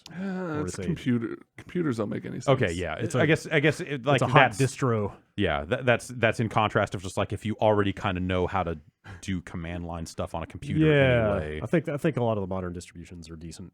Yeah. It used to be pretty hard. Let me tell you, when I installed Slackware in 1997, Yeah, that man. was not a fun time. Yeah, that took know-how that I definitely didn't have then, and only barely have now. Yeah. It's actually kind of cool that Windows 10 has like a bash Yeah, prompt I and, installed like, the bash stuff on Windows. It's Yeah. useful if you need to SSH to things. Yeah, I needed to compile some stuff Yeah. and was able to just like pop open that prompt Yeah, and it's- just like dump it. It was like this is weirdly convenient in a was- way that is Yeah. un-Windows like. Yeah, it was a cool thing of them to do, but I guess they realized they were getting slaughtered on the web development front Sure. by Apple. I certainly know what all this means. Yeah, computers. Vulkan. Let me tell you about my FreeNAS box. What? You too, huh? Yeah. Let's see. All right. SteamOS. Warner Brothers is putting out a retail release of Hitman. Yep. They're calling it Hitman Definitive Edition. It's coming out in May. So is this actually? This is not anything brand new. This is just a physical version only- of the last stuff they put out, right? The only new thing is there are 3 new outfits. Okay, It's so everything. It's everything that's come out to date for Hitman, and as far as I can tell, the only actual new thing on this disc is there. And I have to imagine these outfits will come out for the existing version too. 3 new outfits inspired by freedom fighters. Yeah. Kane and Lynch and Mini Ninjas. Yeah. So do they Sweet. own all those properties Apparently, again? I mean, I did hear recently. So the thing we always heard about Freedom Fighters was that EA owned the IP, Yeah. so they couldn't make a sequel, Right. and that's how Kane and Lynch happened. Right. Because the first Kane and Lynch is actually like kind of a. It is the disappointing part about Kane and Lynch is that it is a bad follow up to Freedom Fighters with similar mechanics where you're like, man, fuck. Yeah. And the thing you always heard is like, well, EA owns it, so they couldn't make a Freedom Fighters 2. Yeah. And then I heard relatively recently that no, they actually apparently do control that IP. Huh. I don't know if that's something they reacquired or if rights reverted or what Yeah. the fuck happened. And but- these others, because Kane and Yeah. Lynch and Mini Ninjas, they put out under IDOS. Right. So, but that's Square, because Square bought IDOS. So that's, presumably they Right. took IP with them They in probably, the sale. yeah. They said they took the Hitman IP. I guess they just didn't mention this other stuff. Yeah. because nobody cares, Right. except for us. But It's apparently not even Square. Or who knows? Maybe that was part of the deal. They're like, hey, we think Mini Ninjas is worth this. yeah. So I mean, it's whatever. cool. It's cool if IO has control of all their past stuff. That is neat. That's neat. That's Yeah, weird. I that's- feel like that's rare. Yeah, totally. As far as I can tell, this Warner thing is just them putting out this disc. Yeah. It's like a publishing and distribution Right. deal This of is- existing content. This is like not some announcement that Warner will also be putting out the new Hitman. Assuming there is a new Hitman. Though if the deal goes well and it comes time, because Maybe they will. they're going to want to do physical versions of a Yeah. new Hitman Yeah. thing someday, presumably. So if this goes well, maybe they would re-up that deal and do Right. it again with Warner, or Yeah. maybe they find another partner. Yeah. But that might again just be the disc. Like they Right. presumably are still going to put out a download of a new Hitman game by themselves. Anyway, that's just business stuff. This Polygon story makes it sound like it's like known that they are making a new Hitman game, which I didn't think they'd ever actually come out and said. Well, it's Explicitly? I think they had said that they were definitely said working they were on working on more season- Hitman content, but whether that's season 2 or whether what that ends up being called when they're done with it and what form it takes, that's the Yeah. Yeah, I don't know. The end of this story says IO Interactive is already working on the next game in the Hitman franchise. The CEO said last year the studio was, quote, making great progress and we have exciting new features and some franchise firsts. cool. So I guess new Hitman's coming. I certainly hope so. Maybe they'll have it at E3. I mean, the whole point of them going independent was it seemed like it was, hey, like maybe Hitman's not doing money that Square is going to value, Right. because they want everything to be big and huge and whatever. Yeah. But maybe it can do enough to keep IO going. But yo, Hitman's really fucking good. Yeah. Which is not a phrase I ever thought I would say. No, I was thinking about that exact thing Like, on the way in this morning. I very much did not like the early Hitman Yeah, games. yeah. In a lot of ways, like I played they were them just off and on, clunky and yeah, yeah. just not Like Blood Money was almost there. Like I remember there being a minor amount of excitement around Blood Money. Oh, I mean, there are people that love all the Hitman games I know for that, sure, but I just they're not never. us. Yeah, they're not us. yeah. I mean, like among just people we know, Sure, like, sure. people I knew were playing Blood Yeah. Money and going like, there's something going on here. yeah, And then Absolution came out and nobody seemed to love it. right. But yeah, man, they did it. They made Hitman a thing that we get excited about. Yeah, Who would have thought? should Like play I more would just Hitman. fucking play more Hitman. Like Yeah. if they added nothing to that game but more maps, like more. I mean, new the quote areas. about franchise first and new features and stuff Yeah. is really exciting because like you don't like a season 2 could just be here's more content for Yeah. this engine. Yeah.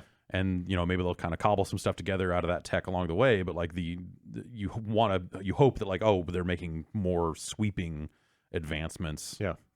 I I mean mean, like the tech level or whatever. Like the best scenario would be if they still brought all those advancements back to the old content and Huh. like managed to keep it all under one umbrella. But I don't know. Maybe it'll be a separate game. I feel like I no longer need it to be under one umbrella. I could go Like, either if, way. if they just come out with like something and call it Hitman 2 Yeah. instead of Hitman Season 2. I think I could be fine with that.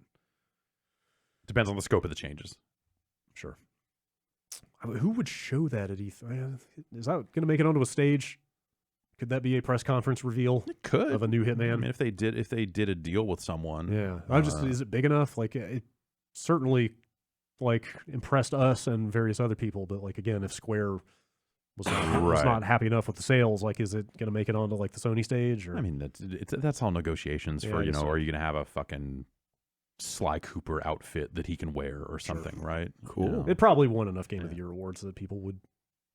It has. It won the one that matters. It has that kind of Does he prestige. get that stupid cane with his Sly Cooper What do you mean, outfit? stupid cane? I mean, this cane that's really stupid. It's like a question mark, right? It's like kind of. Yeah, I curvy. thought Lynch was the dumb one. Yeah, no. Lynch is the psycho. Kane Yeah, is right. the career criminal. Okay. Bruce David Willis Lynch is not a and- psycho. He's an artist. I don't know, man. TM. Okay, you're right. Mulholland Drive's one of my least favorite movies. Let's see. It's more businessy stuff, but Market Watch put out a report on Grand Theft Auto 5, calling it the most profitable thing ever made in entertainment. Oh, $6 billion in revenue and counting. 90 million copies sold.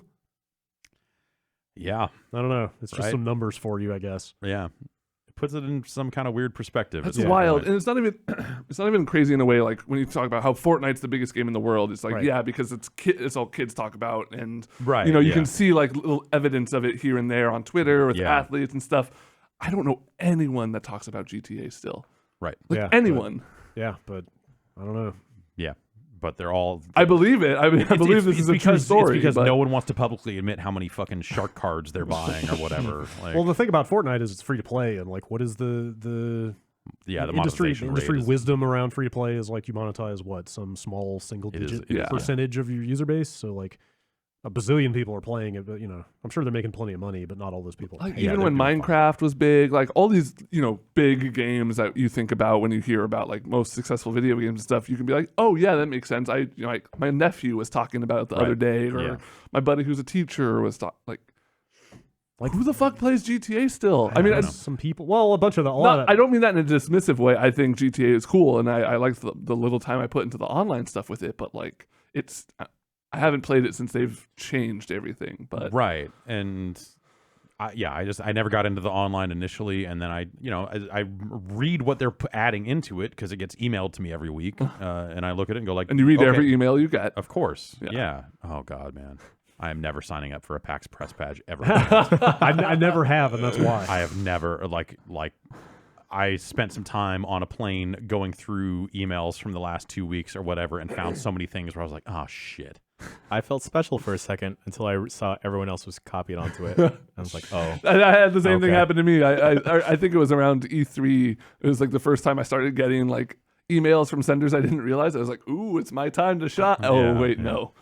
Yeah, it's unmanageable, unfucking manageable. Yep. Anyway, GTA Online never seemed like it was for me. Like Yeah, the stuff they're adding, like heists sounded interesting a few years ago, 9 years ago when they added that. Yeah. Oh But- god. The bigger thing to me in this is fucking 90 million copies. Yeah. Like, Well, they- it's like they put it out. it's been out on 5 platforms. Right. Like, It that's spanned generations. yes. So it was like if you were into GTA Online even a little bit, Yeah. you bought a second copy when you moved up to PS4 or Xbox One. I bet there are numerous people out there that bought 3 copies. Sure. Last gen, Yeah. this gen, and PC. Steam, I Steam guarantee it. sales, like all Yeah. sorts of. But just like, they throw numbers out here. They like Call of Duty Black Ops did 24.2. Is that copies? That's copies. Copies. Right. Modern Warfare 3 did 26.5. They don't have like I remember always hearing some of the Wii stuff did like mid 30s, Yeah. like Mario Kart and stuff like that, like 30 something million, but like fucking 90. Right. It's just like at this point the story is comparing it to things like Avatar and Star Wars and I think Gone with the Wind in terms of like adjusted gross. They're just like, hey, this has made the most money of any entertainment thing. To be fair, the DLC in Ever. Gone with the Wind was like Yeah, it was really kind of questionable. Yeah, like that's the fair. tactics they use is just like pretty negative. Yeah. Gone with the Wind Gold Edition. Like, come on. Yep. Uh, Okay. that's cool. I would just want GTA 6 out of them, I think. Well, whatever. I actually want Warriors 2 and Bully 2 and all that other stuff. But in terms of like stuff they're likely to make, I just want more Red Dead news. I just would like to see another GTA. I think they will make another GTA. Yeah, I think it's a safe but bet. but also like now that they've had this success, the next GTA is probably a pretty different thing. That's possible, yeah. That's where it becomes a bummer for me as someone who doesn't necessarily want to engage with any of that online stuff. And maybe they'll make it better or whatever, you know, like building it from the ground up with everything that they've learned. Well, they'll put a battle royale in it. Of course. I think they put something resembling one in it already. Okay. So, but yeah, I want another single player, story focused GTA. I want another movie game. I want, I want another game that feels like I'm playing a movie. Right. You Yeah. want another Miami Vice or Yeah. Boys in the Hood. Yeah. Yeah. Yeah. High budget, like really good voice acting. Right. Yeah. Like weird cameos. Yeah. And like weird moments of like, oh, I've got a jetpack now. Yeah. Or, I have to go work out. That's maybe a questionable choice. Yeah. Go bowling with my stupid cousin. Right. Yeah, like GTA releases used to feel like an event. Or I mean, I guess they still do. But Yeah. It's just there this was has been like a you were long just time. so fascinated by every detail. Yeah. I guess also like there's a patch coming that's going to remove some music from GTA 4. Oh, that's happening again. Yeah. Musical rights or licenses. I didn't expired. dig into it too deep, and it seemed like At least they're just removing songs and not the whole game, like Alan Wake. Yeah. I just want Red Dead at this Yeah. point. To your point about wanting more news, I just want the game. Like we're close enough at this point. you will get it. Yes. I'm confident. Excited to see that. I hope it's good. I didn't want him to make a prequel, but I hope it's good. Yeah. All right. Last story is the most important story. Michael Ironside is doing the voice of Sam Fisher again. Yeah. Oh, great, awesome. Oh, did you miss this? I saw that they were putting Sam Fisher into Wildlands, Did, right? Yes. did Rory play that trailer on Yes. UPF? Like, Yeah. I hadn't even heard about this announcement, and Rory just pulled up the trailer for this Wildlands event on UPF, and it was Michael Ironside. I lost my shit. Yeah. I was like, wow. I mean, he's only been gone for one game, right? Was it just the last one that he wasn't in? I think that's right. I guess it's been a long time since Splinter Cell. Yeah, So like yeah. also what happened to Splinter Cell. But Right. yeah, Ghost Recon Wildlands has got some event starting today, actually, with Sam Fisher in it, and you can get some Splinter Cell gear out of it. I like what they're doing with those events with the Predator. Now that you've got. Yeah, it's some interesting stuff, and also Michael Ironside. Yeah. I don't know. That's what I got for Oh, you. okay, good. Okay, I thought you were about to say something bad about Michael No, Ironside. I was no. going to get really bummed out. But No, just he's back. yeah, good. That's what I want Sam Fisher to sound like, I guess. I don't know what else to say about it. Insofar as I care about Sam Fisher, period, I guess. Well, to you, the two are like inseparable. Like it's. Thing is, that last game was fine, and it was not his voice, but it was still okay. Players will be able to earn Fisher's sonar goggles. Yeah. Is that Does the it same? make the sound? Is that the same thing? They with, have to make this with a Yeah. new night vision filter and Oh, more. right. Yeah. This is around for over a month, actually. Okay. Oh, I'm sorry. The mission is a permanent edition, but it sounds like some of that gear you can get is limited time. That's a interesting way to add that stuff because like in Far Cry 5 and a lot of other Ubisoft games, it seems like there's just like the Division out of the gate, or maybe not out of the gate, maybe they patched it in, but it was like turn in your Uplay points or whatever for fucking Rainbow Six Siege armor, Yeah. and it just all that stuff is and probably even Sam Fisher stuff. I bet Splinter Cell stuff made it into the Division at some point. It's Sam Fisher's iconic goggles. You would hope. So yeah, to build an event around it and maybe have it, you get that stuff that way is a different way to do it than they've done, I guess. Yeah. That's kind of cool. All I right. still am weirded out that they've pledged another year of support for Wildlands. Yeah, kind of. I don't know. That's just what they do now, which is It is, not the yeah. worst thing. Yeah. If it's working for them, then more power to them. 'cause Siege it's, that shit. it's pretty cool. I'm just gonna say this: if they ever make another Splinter Cell game, open world, because everything they do is open world. Yeah. I Like mean, an open world stealth game. you're probably right. I'm Like, not, that I'm could not be saying cool. I'm not saying yeah, that's what I want, but I'm saying yeah, that's probably what they would do. Make it like Metal Gear Solid 5. Something like that, yeah. Or Huh. who knows what? I mean, I could see it. I don't know. If You know, this there's is- little like camps and stuff around that you can Right. kind of scope out from a distance and get a little read on I where mean, the they've enemies got- are. They could gin up some kind of communications outage that makes sense for like no one is on alert Yeah. because no one can tell the other bases that everyone just got killed Yeah. by someone who fucked up the stealth part. Or maybe just the missions are more open and non-linear or something. I don't know. Right. But like I could see it. I don't know. They just seem to be having so much success with every game they do being open world. And they have to announce something at E3. Yeah, Splinter Cell makes sense. Well, fuck. I I don't know. Maybe Maybe this is a test, kind of Yeah, to see it could how be- what the interest in or Splinter Cell this is them like saying get ready for Sam Fisher. yeah. Or this is them saying we don't care about Sam Fisher at all. That is and also now possible. he's just in this event. That So is also- Let's squeeze every ounce That's of entirely of- possible, although then you have to consider that they got Michael Ironside into the booth for a reason. Potentially. that's a good point. I didn't think about like, that, Getting him in just to record a thing for this month-long event or Yeah. whatever. Or I guess the mission be so whatever this free One-off. add-on. Yeah, I mean, Michael Ironside can't be more expensive than the Predator. Getting him in to do all those voice lines. that's fair. Yeah. Also, he's Travel for the Predator's hard. He's Yeah. probably not super busy. You take that back. If I had to guess. No, I don't know. I don't know. Maybe you're right. He was in that one bad Terminator movie. Which one? There are like 4 I of them. think Salvation. Okay. I think. I don't Turns out there are more bad Terminator movies than good ones. Yeah. Yes, indeed.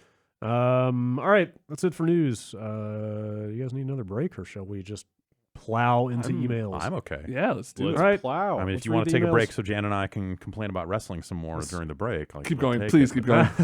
Let's read some emails. Okay. It's snowing emails. Let's plow into them. Podcast. It's ChinaBomb.com. Wrestling. Oh boy, no wrestling emails. I think there were a couple that I chose not to include. Oh, weird. Thankfully. Josh from Adelaide. I'm guessing in Australia. Let's talk about being the elite episode 100. Are you all in? It's the same weekend Brad, read as the email. PAX. Brad, you have to read the email. I have to read this email. Okada's there though. I know. I have to read this email. Wait, is that Japanese wrestling? Yeah. It's a show happening outside of Chicago. Okay. That some Japanese wrestlers are coming Okay. in for. That actually maybe sounds interesting. They're coming to Cow Palace. Yeah, they are. Oh, Yeah. And that's the same weekend as another thing that I might have to. Go on. All right, Josh from Adelaide. I was recently reading Masters of Doom while vacationing in Europe, and it really got me reminiscing about Commander Keen and following on from that, Duke Nukem 1 and 2, and the rest of the shareware generation of games, receiving CDs full of 30 games and all that good stuff. Then when I got back to Australia, I see they are now selling a Commodore 64 Mini. Were you aware of that? Yep. That sounds crazy. My history puts me in an interesting position. Growing up, I never had a console, and it was all about the IBM-compatible machines. So the NES Mini doesn't really hit the spot for me, and I'm slightly too young for the C64. So I was thinking a 386 Mini or Pentium Mini would be the retro machine for me. What do you guys think? Would there be a market for this, and what games would you put on it? I'll start. Commander Keen, Duke 1 and 2, Wolfenstein 3D, Doom, Rise of the Triad, Wacky Wheels, Okay. Yeah. The Adventures of Willie Beamish, Eh. Loom, Maniac Mansion, Yeah. X-Wing and Wing Commander, and just for good measure, Battlecruiser 3000, just to get another copy of that out there. No Sierra Adventure games on that list. I think you have to put at least a King's Quest on there just to like Right. cover the bases of huge PC stuff. And honestly, I think the thing that you're looking for in this case is probably a Raspberry Pi running something Sure, that can yeah. run DOSBox. Yeah, I mean, you could say the same about any Mini. well, yeah, Right. yeah.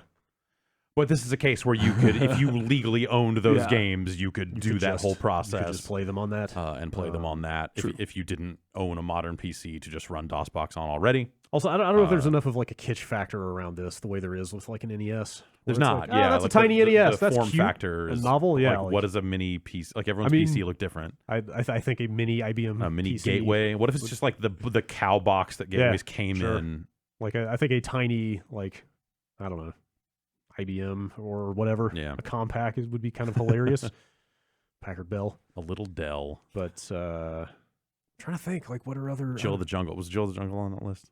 No, I never played Is that. Halloween Harry on that list? No, Or Alien I'm just trying to think of Carnage? shareware games now, like Jazz Jackrabbit, maybe. Yeah, Raptor, Yeah, Tyrion. yes, Raptor. Okay, sure. Just Just trying to think of whatever I downloaded off of a BBS. Epic Pinball. Mhm. I downloaded a lot of stuff off of BBS. Heretic. Heretic, yeah. There's my contribution. Yeah. Heretic. Heretics, yeah. But not Hexen. Too new. I don't know, Magic School Bus inside the human body. Yeah. that would be cool, but I mean, enough of those games are out on Steam, and Right, that's the thing. GOG. Is like a GOG and Yeah. in some cases Steam like have done the work of like setting up the environment right to play some of those games in a way, and they're all fairly cheap in a way that like collecting them together on one device. That doesn't speak to me. Yeah. If people have fallen away from PC gaming so completely that that's not an avenue for them, that's the only way where I could see like an easy plug and play package makes sense. Yeah, like if you're into those old types of games, you're probably down with tinkering with stuff anyway to make it work. So yeah, I don't know. That C64 mini thing seems like a bad item. It's a tiny Commodore 64 with a non-working keyboard. Oh wow, yeah, that looks dumb. So you have to plug in. I mean, it looks awesome. Well, it's a tiny Commodore. It's a neat little thing. But you still have to plug in a USB keyboard if you want to type, I guess. And it comes with its own joystick. And okay, yeah, that's a small joystick. The game list is not great, and there is a way to add games to it. But right now, the way you add games to it is not. No one would do this because it's like the file has to be named something highly specific, so you can only have one file per SD card, which is like a fucking bad way to do this. It sounds insane. Yeah, it sounds like something that they just kind of hacked together at the end. And they're saying like, oh, we're working on something that will make this an easier process. So maybe a lot of games on it. Read the list. I remember looking over. Well, it's not a list. It's a bunch of tiny box art, most of which I can't read the names on. Yeah. Let's see. What can I make out here? Speedball, Jumpman. Jumpman's a classic. Jumpman's one of the greatest games of all time. Summer Games 2. I could see why you would put that on there. I don't want to play Summer Games 2. Pit Stop 2. Pit Stop 2, hell of a game. Yeah, like I said, I can't read a lot of these. Monty on the Run. Yeah. Super Cycle. I guess. Fire Lord. Yeah. They're just making these up now. Yeah. Cosmic Causeway. Mm-hmm. Yeah. I don't know. A bunch of games. It looks like a ton of games, like several dozen. Yeah, it's. I feel like it's missing. I have to go back and look at it again, but I remember going over it and going like, there's like a handful of things that I think are good, but it's not my Commodore nostalgia. It's someone else's. So the tiny Commodore looks kind of yellowed, which I think is a good touch. Yeah. Let's see. Email from Daniel. This week, Los Angeles started issuing licenses for weed bars and weed lounges in West Hollywood. How long before we start seeing weedcades? What games will populate them? 20 copies of Snake Pass? Brad may be right. Arcades are coming back in drug form. Every arcade ever since the 80s has been a weedcade. I was talking about this over the weekend. I can't remember with whom, but like, yeah, it just seems like such a... You don't even have to make it an arcade. You can make it one of those console renting... Like, set up a bunch of N64s or whatever. It's and then you just go because you would have to be high to enjoy N64 games. Is that what you're saying? No, because it's like the. I'm pretty sure that's what you're saying. I'm saying that's what I'm hearing. That's like of the like late 20s to early 30s adults who you want in your establishment probably have the most nostalgia for. Yeah. GoldenEye. Yes. Yeah. You set up GoldenEye. You set up Mario Kart. Mm-hmm. What have you, and you just like it's like a hookah bar, but you also play a game, and it's not hookah. I want to stand up on playing the game. How many N64 controllers would you hollow out and turn into pipes or other apparatuses? Well, that's the thing. Like when they break, you get a free. Dude, the well for the joystick is just like a ready-made. It's right there. Bowl. It's right there. I'll only accept a weedcade if it looks like my friend's basement. Now I have to Google this. You pick up an N64 controller, you're like, I don't even know where to start with this thing. Yeah. I'd only accept it if it was like just a full-on old school arcade, but there's a dude in a leather jacket standing in there looking very shifty. This took no time at all. That's so exciting. Oh, to find a haul it out. It's just that's better. It's better than you expect. No, that guy is smoking drugs from a Nintendo 64. I don't know if I should use that for the podcast image or not. Put a thin black line across his eyes. Whoever that. Yeah, we want is. to protect this man's identity. Yeah. Okay. Done. I honestly would not be surprised if there's it's legal around here. There are statewide places where it's legal. I wouldn't be surprised if we saw something around here in the Bay Area as soon as early next year. I wonder if there are regulations around what else you can do in your weed establishment that would prevent them from doing this. There was a big that was a big thing around when the proposition was being passed. I remember a lot of like articles outlining like, you can't have weed and alcohol, you can't have weed Right. and food, you can't, do like Wait, unless No unless weed the and food? unless it's edibles, Yes. right? Yeah. Mhm. Unless it's weed food. at least it requires a license that is completely different from just the weed license, and seems like it'd be a okay. lot more work. I see. I think it may also be complicated because I think certain dispensaries have a max number of people that are allowed in there. Right. Yeah. So it could just be like 4 or 5 people playing Sure. N64 with you. Yeah. I could see Yeah. Well, I wonder if maybe they end up doing something because, it's like, oh, this is technically 2 separate businesses. But Right. we've got this elaborate saloon door system that you can use to walk between the two. And once you're over here, No phones. yeah. Once you enter the saloon door, no Yeah, phones. no phones. Absolutely no phones. But then I wonder, like, what's the ruling around just like, can you smoke weed at a place and not have it be licensed as a place that sells it? Right. Then maybe I wonder if it becomes like bar regulations in terms of like, Do you think they discern whether or not you're recreational versus medical? Because I know at certain dispensaries here, like you can't touch that unless you have a weed card. oh, huh. I was under the understanding that it was still beneficial to have a weed card because it was not taxed at that Yeah. point. Yeah. So no matter what you were doing, Not you that I still- Yeah, of course. Then you're you paying, still would you're paying wanna- the yearly fee to get the card. Sure. I guess it depends on how frequently you are purchasing. It does then. depend on that. Yeah. What N64 controller you use for smoke weed, bro? The Interact one because Okay. it's definitely not a good game controller. I was going to say that purple see-through one, but That's that's literally what that guy That's had. exactly what that guy was using, and also he was doing it exactly the way I would have expected. You know what? Actually, that's not true. It's backwards. Is he going out of the memory pack or the front of the? Yes, which maybe that's smarter. I thought you You would get have, like, more. You can inhale more I from thought, the I memory thought you would card have cut slot. off the end of the middle prong to like That's what turn I that thought into the pipe too. or whatever, but no. He seems to have figured this out. There's a lot of QA involved. Yeah, there's a lot of science went into. The internet is okay. I have to close this. What if you? Search I mean, now. what if you cut the tips off of all 3 like ends Oh, of it, and then oh, this multiple You people? passed it in way through better. the memory Okay. card. This is way better. Fuck. Oh, okay. can't- That's just they turned the N64 into a bomb. That looks Photoshop. I think it's fake, but the concept is workable. If you put the work Is in, it? yes, you could make this happen. you would have to replace the controller cord with a tube. Yeah, There's a lot of It's a lot that's of a lot of work. trips to the fucking aquarium place. nobody that high can operate a Dremel long enough to make this happen. No, that's So, not true at all. There are some high functioning Yeah. stoners. That's fair. Chris in Maryland. What's up with Windows Mixed Reality? After the initial release, I haven't heard a lot about the headset. Have you tried it? If so, how does it differ from standard VR, or is there any difference?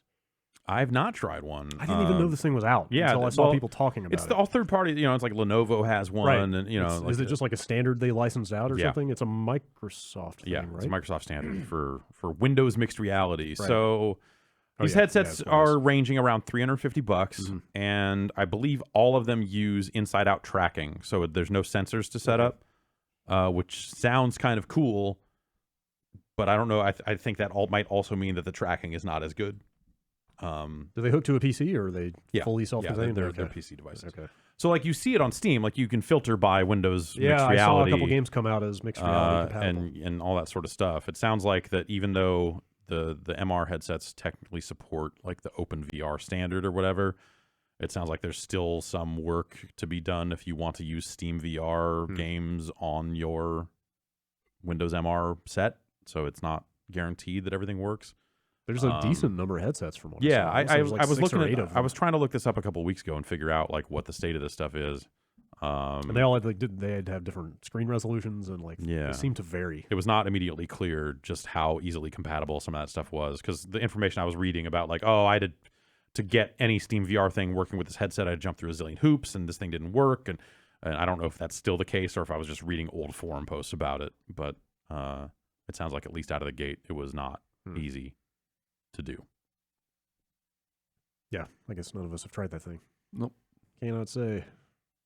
We should probably try it. I did think about reaching out to try to figure out who to contact and be like, hey, Yeah. can you send us one of those? Yeah, it was so we all can like, just, I think just fuck around with one, like see what's up. Samsung makes one. Yeah. It's all like sort of PC and Right, like yeah. consumer electronics type companies. Nick from Orlando. Mm-hmm.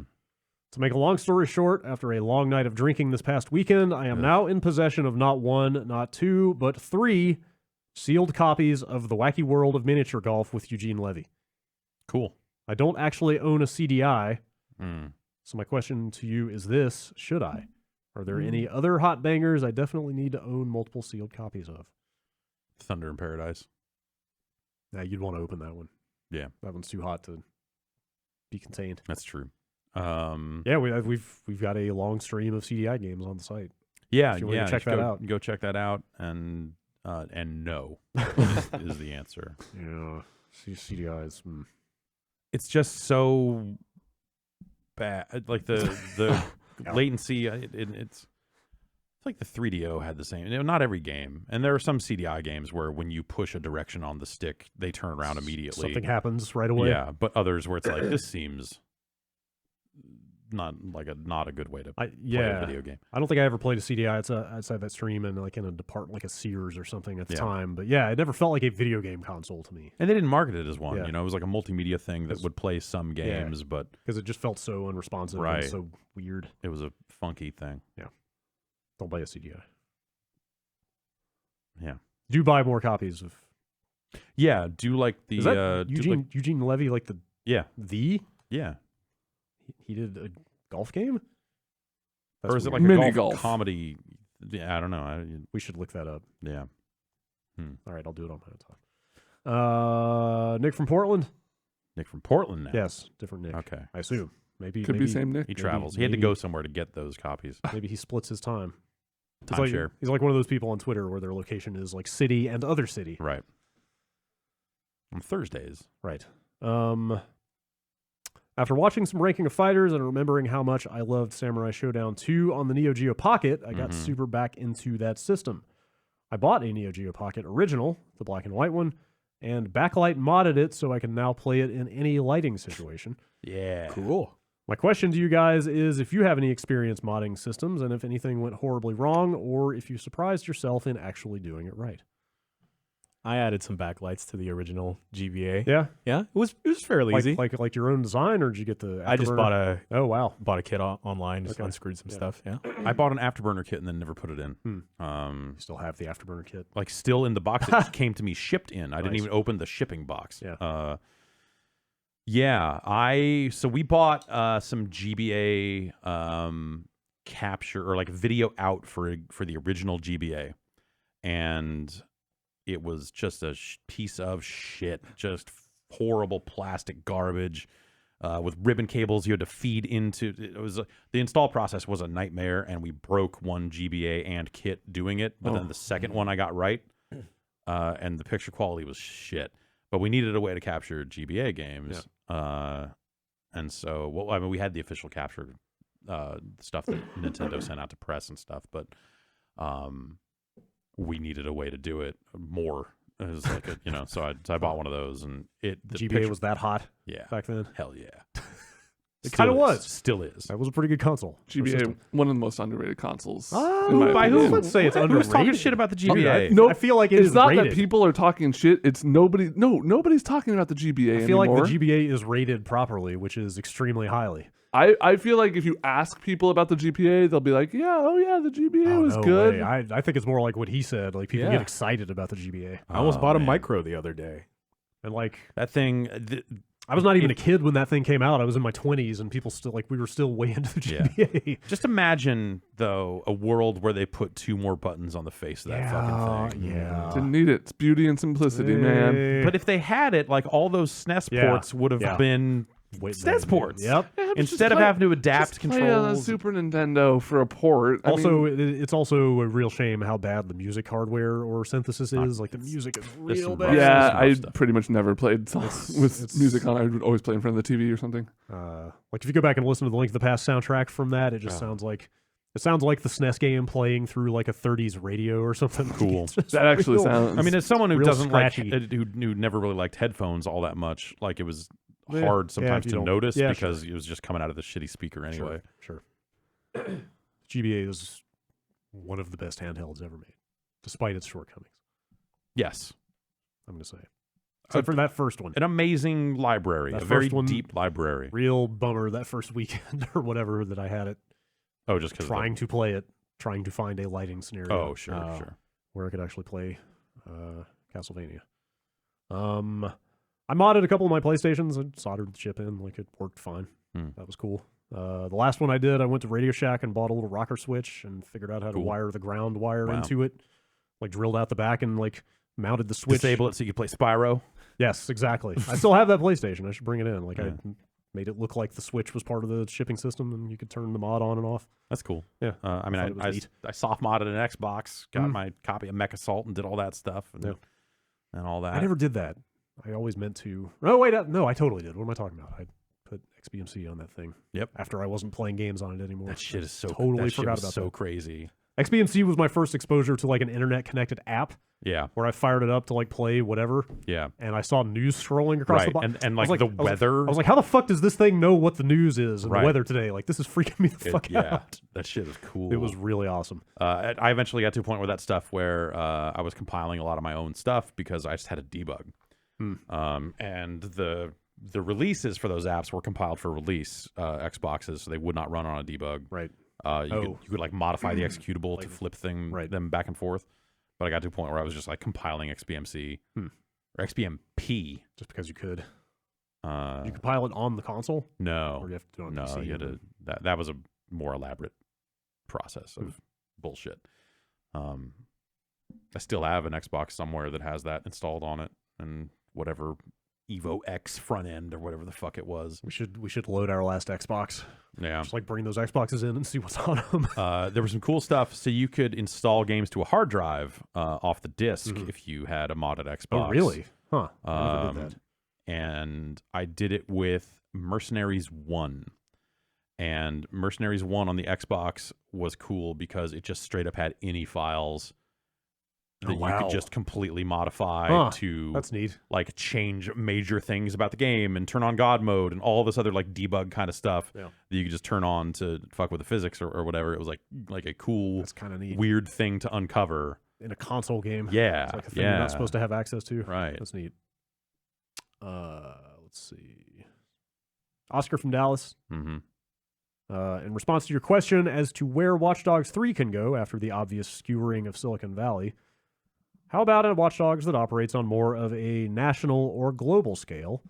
Say, I don't know, manipulating a country's political ecosystem through technological subterfuge where the end game involves becoming the head of state of your own country. I mean, you still have to like drive around and shoot people. So like, yes, that, you know, that's if you want your ripped from the headlines shit, yes, but like the logistics of run around a nation.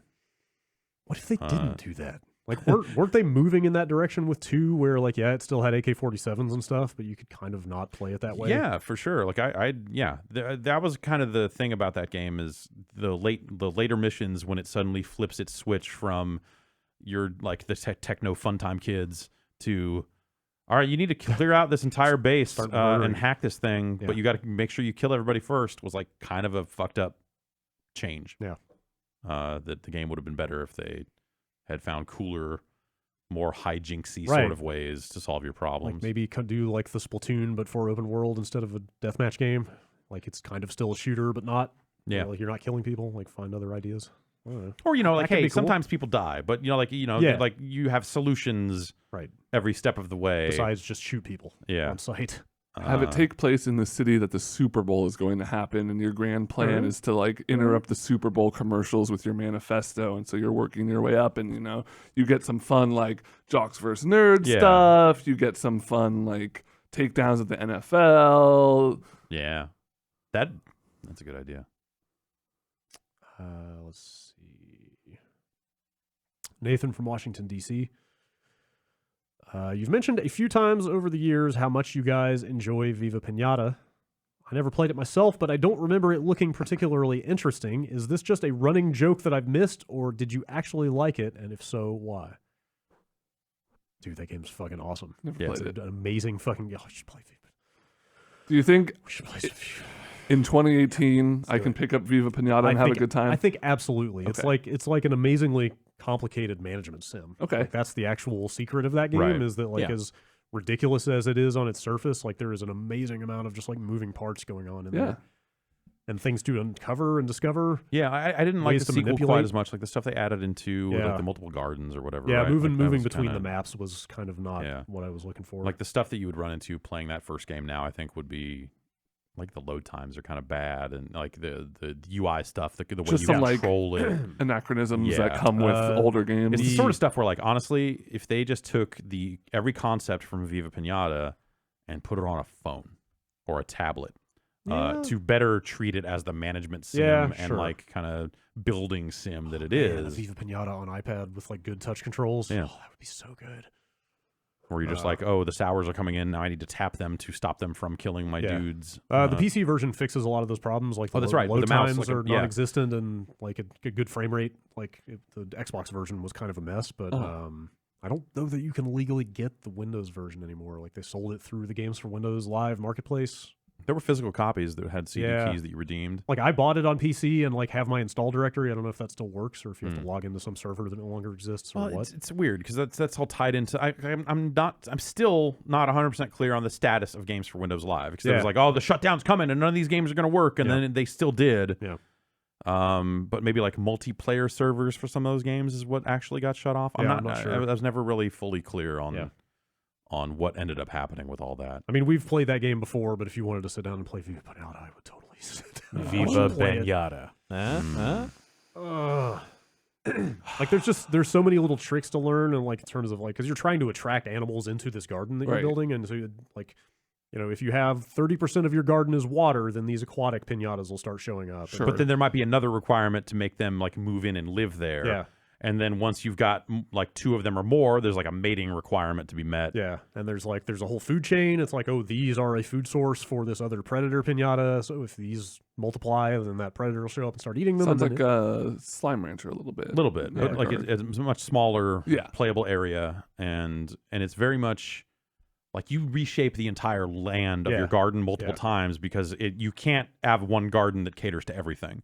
So if you're on this quest to have seen or made residents or mated every single species, at some point you're like, okay, we need to raise all this shit and put water in. Yeah. And now we're doing all the water ones, and now we need to swap all that out with this. You're just violently destroying all the habitats of all these making them piñatas. fuck. Yeah, it's kind of a messed up game. It's a little messed up. It's amazing though. And then piñatas, so you can beat them with your shovel and they explode into candy. Yeah. Yep. And then they go to Piñata Heaven. I want to go to Piñata Heaven. Oh man, take me there. Nick from Phoenix, Arizona. Man, what's with the Knicks today?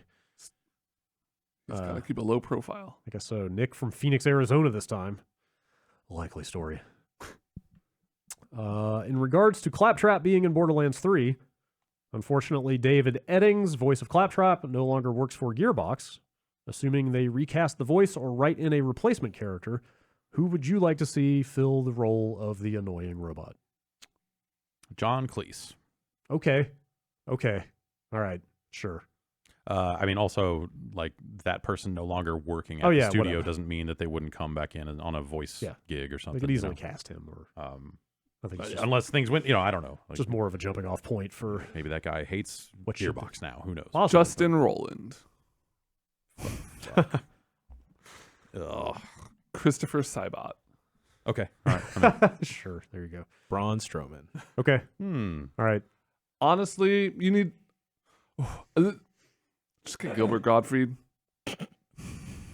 You you could do that. I wouldn't. Right? You could do that. It sounds like I'm trying to make a joke, but I think that would really add a lot to the game. I think that would add a layer onto it. Because, I mean, then you get like an Aladdin vibe going. Okay. Yeah. Right? Yeah. Okay. I like games with Aladdin vibes, like Aladdin. Yeah. Aladdin's well, one. Sure. Yeah. The Super Nintendo. What the fuck? Logan from Dallas. I've been playing through the recent Bethesda published shooters again lately, and I was wondering what you think the timeline is for a possible sequel to Doom 2016. I personally wouldn't be surprised to see some kind of announcement or teaser at E3 this year, but I was curious to see what you guys think. What changes, if any, would you like to see in a sequel? Good multiplayer. I don't know that I need multiplayer. I guess I don't need it either. Yeah, but that would be, if they're going to do it, do it. Yeah, sure. Do it better. Sure. But I would rather them not do it and focus on a good single Yes. player Yeah. based on what they did last time. But at the same time, I don't know that I want another one. Because so much of that game being amazing was just like the shock factor of what they did with that story. Right. And I mean, the gameplay is amazing. Like, it But also, plays like, I incredibly well, but, like, am just invested enough in that story to Yeah. where I would like to see what they do next. if they had a really good idea for it, which, given how that game ends, like, I Yeah. feel like they could probably come up with a good idea for it. Like, I just wouldn't want a sequel to be disappointing. Sure. So I would rather not have no sequel than one that didn't live up to like how ridiculous that thing was. But Yeah, I mean, I could see them teasing one maybe this year. What do they call it? Doom 2. Doom 2, Hell on Earth. Hell on Earth. Yep. Yeah. Set it on Earth. Go to Earth. Yep. Track down robot Satan. Oh, he meets up with BJ Blazkowicz. Okay. That's Quick Champions, Oh, right. which is the other thing it technically has going these days. Sure. I think I saw they rolled out a mode that turns off all the powers Yep. and character differences and just turns it into Quake. Yep. It sounds all right. Yeah. I might try that at some point. Yeah. Let's see. When you said Bethesda shooters, the first thing I thought of was Rogue Warrior. Is that bad? The marquee Bethesda shooter. Yeah. Well, it's the thing is, like, it's hard for me to remember sometimes that Doom and Wolfenstein are Bethesda games. Yeah. I thought of Rust, and I don't even know if that's Bethesda. It's not. It's not. Super not. It's Definitely. that's where I am at Yeah. with Bethesda Yeah. shooters. I was like, oh yeah, when they were doing, yeah, that's right. That was a weird time. Rogue Warrior, wet. Yeah. You know, they were getting their feet wet Go on. in the publishing. They were going rogue. Mhm. But Tell me more about Sean their wet from feet. Indiana. April Fool, motherfucker. I keep thinking about playing Rogue Warrior again. On hard this time so you can get the trophies. Yeah. Hell yeah. That's more like it. Yeah, sorry. I think you mean fuck yeah. I think I Fucking mean hell, shit. fuck Fucking yeah. motherfucking yeah. Oh, God, that game. Yeah. What Mickey Rourke's finest work. What a gem. Yeah. Oscar winning. They say the wrestler was his comeback? Nope. No. Mm-mm. It was Rogue Warrior. Yeah. You wouldn't have the wrestler without Rogue Warrior. You know what? That's actually maybe true. I wonder. Who knows? Yeah, that might. Yeah. Also, that wasn't even a comeback, right? Like No, he did that like role- was back and then gone again. He did that role and that was Was it. it Iron Man? Oh, that's 2? true. Oh, right, he was in that's Iron true. Man 2 And then he fell off. as the whip guy. I forgot about that. It's me, the whip guy. The one everybody hates. He wasn't even the main bad guy. They like hyped him up as being.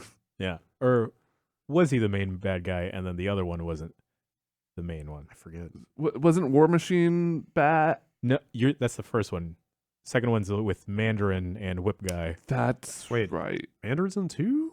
Are you sure? It's like the fake Mandarin. No, that's 3. 3. Oh, I know he's well. in 3. They don't matter. These sound like really good, memorable movies. You're Iron talking Man about 1 here. rules. First Iron Man is fucking amazing. Yeah. It's like That's it. I actually enjoyed Iron Man 3 because I like I Shane never Black saw movies. I never saw 3, but Iron Man 1 might still be my favorite Marvel movie. Like it's actually It's just up there for me. Because it was that was like before they had made it the formula, Yeah. right? That was Yeah. the first like Yeah. of the new modern age and it Marvel was, movies. Like Jon Favreau did it, Hmm. and like it's a very quality piece of work. And number 3 is fun. It's a good Christmas movie too. Yeah. Sean from Indiana. I'm not sure what conversation inspired the thought, but I suddenly started wondering if anyone was trying to port Sega VR games or demos to modern VR headsets. I think it'd be a rad disaster to experience before I die, possibly from Sega VR. Rad Disaster is actually the best Sega VR game. Yep. This is probably just a question for Jeff, but did you ever get to try Sega VR? I was at CES 93 and vividly remember the black fabric cloth booth with red velvet ropes they had set up for demos, but I wasn't allowed inside. I was so close to having a huge headache that day. I was allowed inside. Oh, you've tried the... Yes. Huh. It was not good. Yeah. Weird. I would imagine VR in 93. VR 93 was capable of being, Yeah. of being good for what, there was at that point, but that was like an attempt to launch a consumer grade thing. And it wasn't, I guess it didn't track any kind of depth, like that first Oculus dev kit that was really just like head just the tilt. just head movement. So any kind of in and out movement didn't track, if I remember correctly. I remember there was some kind of missile defense game or something like that. Was it just a bunch of one-off stuff? Yeah, like Like it they was didn't- games that were supposed to be happening, but I mean, like they didn't port virtual racing to it or something like that. no. Okay. Not at that point. I'm trying to. I don't know how many games they were even showing. It might have just been that one, Yeah. or like that one and like another tech demo-y thing. But I think that's the one I did try, and I remember thinking it was not great. Yeah. And I got a pin from their booth that has Sega VR on it, and that's about it for. I don't know that any of that stuff ever got out. I don't know that the prototype versions of those games ever leaked in a way that would allow people to then try to make it work on modern VR stuff. So, but new stuff's being uncovered all the time. So if that hasn't shown up, maybe it will someday. Let's get Mike Micah and Frank Cifaldi on the case. Yeah, If anybody can find it, it's them. yeah, it's probably in Mike Micah's basement. Let's see. Bunch of clack source code. On paper. Yeah. Hard copy. Yeah. Just reams of binders.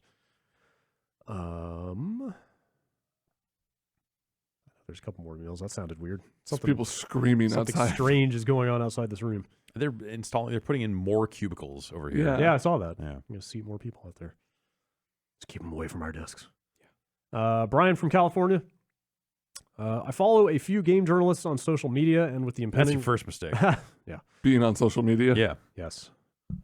With the impending release of God of War, I have seen a lot of pre-release coverage of the game. Many journalists and personalities were sent to an event in Norway where they did a lot of events that didn't necessarily involve playing the game, but instead just having a general good time.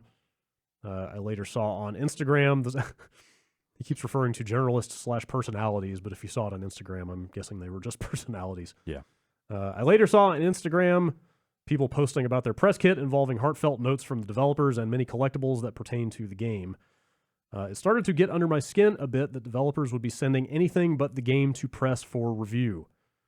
How can a journalist give an honest, objective review of a game when you're being laden with trips and gifts and notes in what seems to me a clear attempt to play on someone's pathos? Am I just taking this all too personally? A little bit, but What are your thoughts on At the same receiving time, gifts not and wrong. experiences preceding a game's release? I mean, journalists are trained to, like, that's kind of number one thing of journalism school is like, hey, a lot of people are going to try to make you not do your job well by either offering you gifts or threatening you or, doing this and this and Yeah. this. And it's your job to keep eyes forward. And pretty much. Yeah. And that's I don't know. I did not hear about a Norway event. So I was just going to say I didn't either. I didn't even know this event took place, and like that, I feel like that's illustrative of these events shifting over more to like influencer Right. territory. Yeah. Like the press is just not getting invited to these events as we much. got a long email saying, "Here's when the review can run. Yes. Do not run video prior to this date." Yeah. We And got at the bottom of the email was a download code. Yeah, we got the game and an embargo, and that was it. Yeah. So I don't know who got invited to this event, but like these events totally used to happen for press. Yeah. Back when press was the only kind of game out there covering Mm-hmm. stuff, But not as much these days. but also usually not in the context of a review. Yeah. Review events are typically Sure. not laden with any sort of like, hey, go do a fun thing. Yeah. Review events were always like just nice enough without, typically, ideally, without crossing some kind of line. I mean, they shouldn't have to happen at all, but they still sort of do here and there. There are barely any review events anymore. Yeah. Honestly, it just doesn't really come up. But even those, like the last handful that I went to, it was like a nice place to stay, Mhm. which sucks because you are there alone, locked in a room playing a game. Like it's a terrible, it's like, hey, get separated from your family and friends and sequester yourself in this room and play a game straight through. Yeah. At this nice resort that you have no time to go look at. I'm like, all right, sure. You can put me in a fucking basement. How about you put me in the room where I play games all the time anyway? Because that would be a better environment than this. Yeah. So I don't know. That stuff was always like, it was convenient because it was like, okay, if this is the only way you're going to let people play this game early, then you do what you do. Yeah. But also, like having a way to get a review ready in a timely manner was helpful. Yeah. But the actual logistics of fly here, do this was always just kind of a pain in the ass. Yeah. But yeah, most of the extravagant events back then were around preview events, totally. and not around any kind of review. Yeah, stuff. anything that I ever went to that had like let's go dune buggying for an Yeah. afternoon or something like that was always just like, hey, here's our lineup that's coming out in 6 months. Right. Like, just check out all these games for preview and then get out of here. It's like, we're gonna drive around the desert with fake bags of cocaine, and now here's Smuggler's Run. Right. But even that stuff, you just don't see much of it anymore. Or apparently you do, but I guess, like I said, that's more targeted at like social media influencer types at this point, which is fine because like that's that's their game. That is a different game. Yeah. That is, and a lot of beauty brands and stuff will do that, where it's like, hey, we're having a cruise and we're putting influencers on this cruise, and they're going to shoot a bunch of videos about using our products while they're here, and like that's kind of how this shit is now. Yeah. And there's supposed to be disclosures around that sort of stuff. Like, there's definitely some people I follow on Twitter that have had to, like, even with God of War, have had to include hashtags in their stuff because they're not press, and so it's like a weird, different thing. It's interesting because there's like a continuum of people doing this. You know, there's still like hard-nosed, just straight-up reviewers, but then like there is a sort of gradation from there to full-on influencers. Right. And yeah, it's like we're on one side of the line, but yeah, I know people too who are like kind of just over the other side of the line, and they have to do all that like FCC song and dance, right, to cover their asses. One other thing that I pulled this email for, this is super pedantic, but this email uses the phrase press kit a lot, which has just been weird for me to see. Yeah. Like, I've seen it on like places like NeoGAF and stuff. Like, that phrase took on the meaning of Still like, reading NeoGAF, huh? No, this was, I mean, this I has didn't been, know you were that kind of monster. the last time I can, what game was it that this came up around that people got really mad about? I forget. It was, I think, Uncharted 4? Yeah. A bunch of the review kits that went out for that. It's like, you know, those review kits that would have a bunch of tchotchkes attached to it. Oh, sure. But like for us, press kit is just like a zip file with screenshots and like a logo in it. Press kit used to be a folder that has a printed out press release in it and the business card of a person to call. Right. Or once things got digital, it was a USB stick or like a zip file on a Dropbox. It's just assets and information about the game. Like it's just semantic. Like nobody should care that I get upset about this. It's one of those things. It was like a term of art or whatever. It was just a piece of the business. Like, oh, can you send your press kit over so we have screenshots to put on this review? Right. Like it did not specifically mean like bag of tchotchkes that came with a review. Wrestling goes through this a lot, where there are a lot of people that are fans of wrestling that think they know the lingo and use it in ways that are often incorrect. Right. And this is pretty similar to that. So like, I mean, it doesn't really matter. It's, you know, it's a.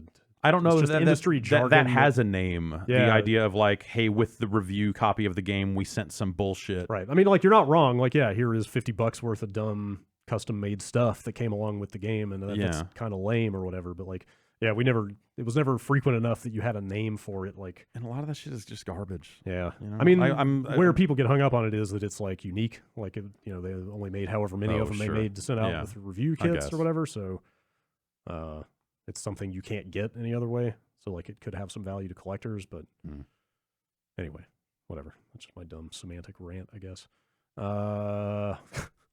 Nick and Gladstone.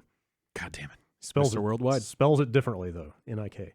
Well, that's because he went overseas. Yeah. Oh, I see. Yeah. Okay. And he's on the run from the law. I don't know if where's Gladstone? I don't know. Hope it's not in America. Epidemic of people just listing their towns. And I think nothing Gladstone's else. working for 2K these days. I think you're right. What was the deal with Namco's PSX controllers like the NegCon and the JogCon? The thought of controllers like these being released today is laughable, and even at the time I thought they were a bit silly and never looked past my PSX or N64's analog sticks. So like I said, what was the deal with those? The deal is that both those controllers are fucking awesome. Are they? I don't... For a game. Sure. Don't tell me. The NegCon was the twisty? Yeah, that twist in the middle and had big, weird analog buttons on the face of it. Huh. And it was good for like Wipeout XL and like one Ridge Racer game. Okay. And that's about it. And what did you use the twist for? I've never used one of those. Okay. So it was like, you know, like left turn, right turn kind of stuff Okay. as it twisted in the middle. Okay. And I don't know anything about the JogCon other than the name. JogCon had a like fucking VCR jog shuttle wheel in the middle of it.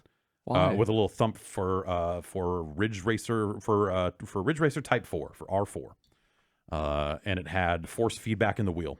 Okay, so it would kind of shimmy around in your hand a little bit. Right. It was really good for that one game. And the analog steering and stuff like that felt really good. The feedback on it felt really good. Yeah. Did they try making a rhythm game with that controller, or am I just imagining that? Or am I thinking of a different peripheral? You might be thinking of a different thing. I'm not sure. I swear there Huh. might have been like a turntable use for that. Could just be a different controller. It seems like something that you would do, because it Yeah. was kind of just a turntable Mhm. sort of thing. But I don't know. That was pretty far before Beatmania was a thing. Okay. So, and they had their own Beatmania controller, obviously. Anyway, Speaking of DJ games, I threw out a DJ Hero demo disc over the weekend. why? Like that wasn't like a collector's item or anything, was it? I mean, I don't know. Because I have the real game. All right, Just like yeah. I don't need this disc for 4 songs from this game I already have. Well, you're in luck because I have the same demo disc, and I'm not throwing mine away. okay, all So right. Somebody. So you will- just made him a little bit richer. I That's see. right. I see. Somebody will Somebody will carry the torch. All right. These things need to be preserved and Yeah, you're- archived, and Why? You're right. nothing can be lost. We must hold on to everything forever, and that's what the internet is there for. That's true. Because they Okay, look. have a lot of hard drives over at archive.org. Look, the demo disc fell in a place where I would have had to have cleaned it to hang on to it. Okay. So I decided to just throw it in the trash All right. instead. What place? Leave it at that. Yeah. Where do you keep your what? demo discs? It's on top of the toilet tank. We have animals, all right? Oh, okay. It's on top of their toilet tank. All right. It fell in the food. Last email. No, it was worse than that. Oh. Last email from It Luke. fell in what was food. Mhm. Yes. This email's from Luke. Why are you keeping? It was on a shelf. Oh, okay. It was on a shelf Okay. in the closet. Okay. All right. Stuff's in the closet. Okay. Wait, in the closet. Okay. Shouldn't keep things I want to hang on to on that shelf. Fair enough. Lesson learned. Shouldn't keep animals. Lesson learned. Oh, come on. Animals. Nuts. All right. Luke writes in. A few days ago, a friend. I'm sorry. Can you just, for my benefit, could you just refer to Luke as Nick from here on out? It'll make it easier for me. All right. Last email's from Nick. Okay, great. Thanks. A few days ago, a friend brought up 21 Jump Street in conversation, and it got me thinking, what's Richard Grieco been up to lately? Ballin'. Okay. Valid. After a little digging, I was surprised to learn that a few years back, he voiced Ghost Rider in Ultimate Marvel vs. Capcom 3. Yes, really. Have you guys had any similar instances where you were caught off guard by a name you recognize showing up unexpectedly in a game or some other medium? I didn't actually verify this. That sounds ridiculous. Richard Grieco, Maybe Weird because I literally just watched the episode of Always Sunny where they dress up like Richard Grieco and talk about his illustrious is it career. Grieco or Greco? They kept I saying remember it Grieco. being Grieco. I've heard both Yeah. enough that I wasn't sure. It's Joey Greco, Okay. Richard Grieco. Okay. And they didn't bring up Ghost Rider, so Yeah. Of What was the show, the spinoff? There 21 was, Jump there was the Street? Jump Street spinoff. Oh, It was his character on his own. It was named after him. I can't remember. I could probably tell Grex. Fairly Yeah. quickly. Grex Grex the Enter the Grieco. Greco. God, he's 53. Whatever. Everybody's old. Not me, I'm gonna live forever. Woo! 21 Jump Street. I can't find it. Just type 21 Jump Street spinoff. Oh, That'll get you like a movie that was spinoff. that was film. Mhm. Booker? Booker. Yep. Yeah. I wonder how long that ran. 1 season. Okay. All right. God, I'm trying to think. Dana Gould was Gex. It's Yep. true. Actually, that reminds me of the GTA thing of like maybe this was enhanced by the fact that we got GTAs in early, just like every game back then. Right. Yeah. But like San Andreas, I wonder if Vice City was out before I started at GameSpot, but when San Andreas came in, I remember not only did everybody crowd into your office to see San Andreas, but Yeah. also like we were like going through the manual, looking Right, at the voice yeah. credits, going like, holy Holy shit. shit, like, holy what- fucking shit. They got Samuel L. Jackson for this game. Like, yeah. Like those casts. Like David Cross is in this. Right. Whoa. Like, yeah, it wasn't just like big A-list people, but also like kind of like small time, like niche comedians and stuff. Yeah. Like just all the names that they got. It's the thing, like Like that was so exciting back then. Just it felt like this event. yeah, it's very easy to like have. Yeah, I have conflicted feelings about rock stars. It's easy to have those, I think, and a lot of their output. But like at the same time, with stuff like that, it felt curatorial. Like it felt like they were going after voice actors that they genuinely were like, we think this person's really fucking cool and in some really cool shit. And it's not just like, let's get the biggest name we can. Right. and it was like, let's go get someone who fits this role, and all this other, like it just they did really well with that back then. Yeah. I almost feel like they've gotten away from that. Like I don't think 5 had a lot of celebrity. I'd have to look. I don't Danny know. Tamborelli. Yeah. Well, they got away from manuals, so it's kind of harder to Fair. dig that stuff out anyway. That's fair. Let's see. I don't know. Nathan Fillion being in Halo games was kind of crazy back in the day. That was probably the first time I'd ever heard of him. So I think that was kind of lost on me. I still don't think I've seen him in anything other than games. He's fine. He plays a certain type of character well. Oh, you've got to see Castle. Castle got canceled, man. What? Perfect time to watch it then. If it's over, then so Nathan Fillion, if you're watching, America's Most Watched Network is here for you. that's right. I don't know what he's up to these days. All right, that's it for emails. Bombcast@giantbomb.com. Thanks for listening Yeah, anytime. to the emails. Yeah. Also talking Oh, okay. Yeah, sure. Appreciate Thanks. it. Yeah, I can do that. on this podcast. If you were talking along at home, thank you. Yeah. You were just sitting there answering the emails at your computer or speakers or headphones. I can't lie. I've We hear probably you. done that. Probably shouted out something. But, yeah, but say, is everything you say, oh man, fuck these guys. No, it's just like, great point, Jeff. Good Yeah. point, Brad. Wow, Ben. Great insight. Oh, I see. I only get thanks. a good Yeah. point. Okay. Yeah, see I how got it great is. insight, which I feel pretty happy about. Sometimes I do that listening to the Beastcast because it's Vinny saying Jeff, and then I get really confused. I do the same thing by pretend Dan is Jan. Mm. You know, Mm-hmm. I'm very proud of myself, and I've gotten back into podcasts recently for not getting mad at the podcast I listen to. Yeah. Even when I disagree, or especially when I hear them say something that I know is incorrect. Yeah. Oh, you mean you don't immediately start tweeting at them? I feel proud of myself, and I'm like, he got that wrong, and then I just move on. I feel good about it. You know, that's the answer to that is just never get anything wrong. Yeah. Some podcasts have like corrections segments That's where true. they like Why talk would- about why things would they got they do wrong. that? I mean, Just don't get the stuff wrong. Yeah, they would be better Yeah. off just Easier. not- if they just Way didn't- easier. Yeah. Just always be right. Yeah. Things will go well. Problem solved. Giant Bombcast. Always right. That's Well, we got our episode title. all right. We're right when it matters. And we also are the ones who decide when it matters. That's correct. Yes. After show coming up. Yeah. Yeah. Okay. After show coming up. Stick around. Yeah. Same podcast feed.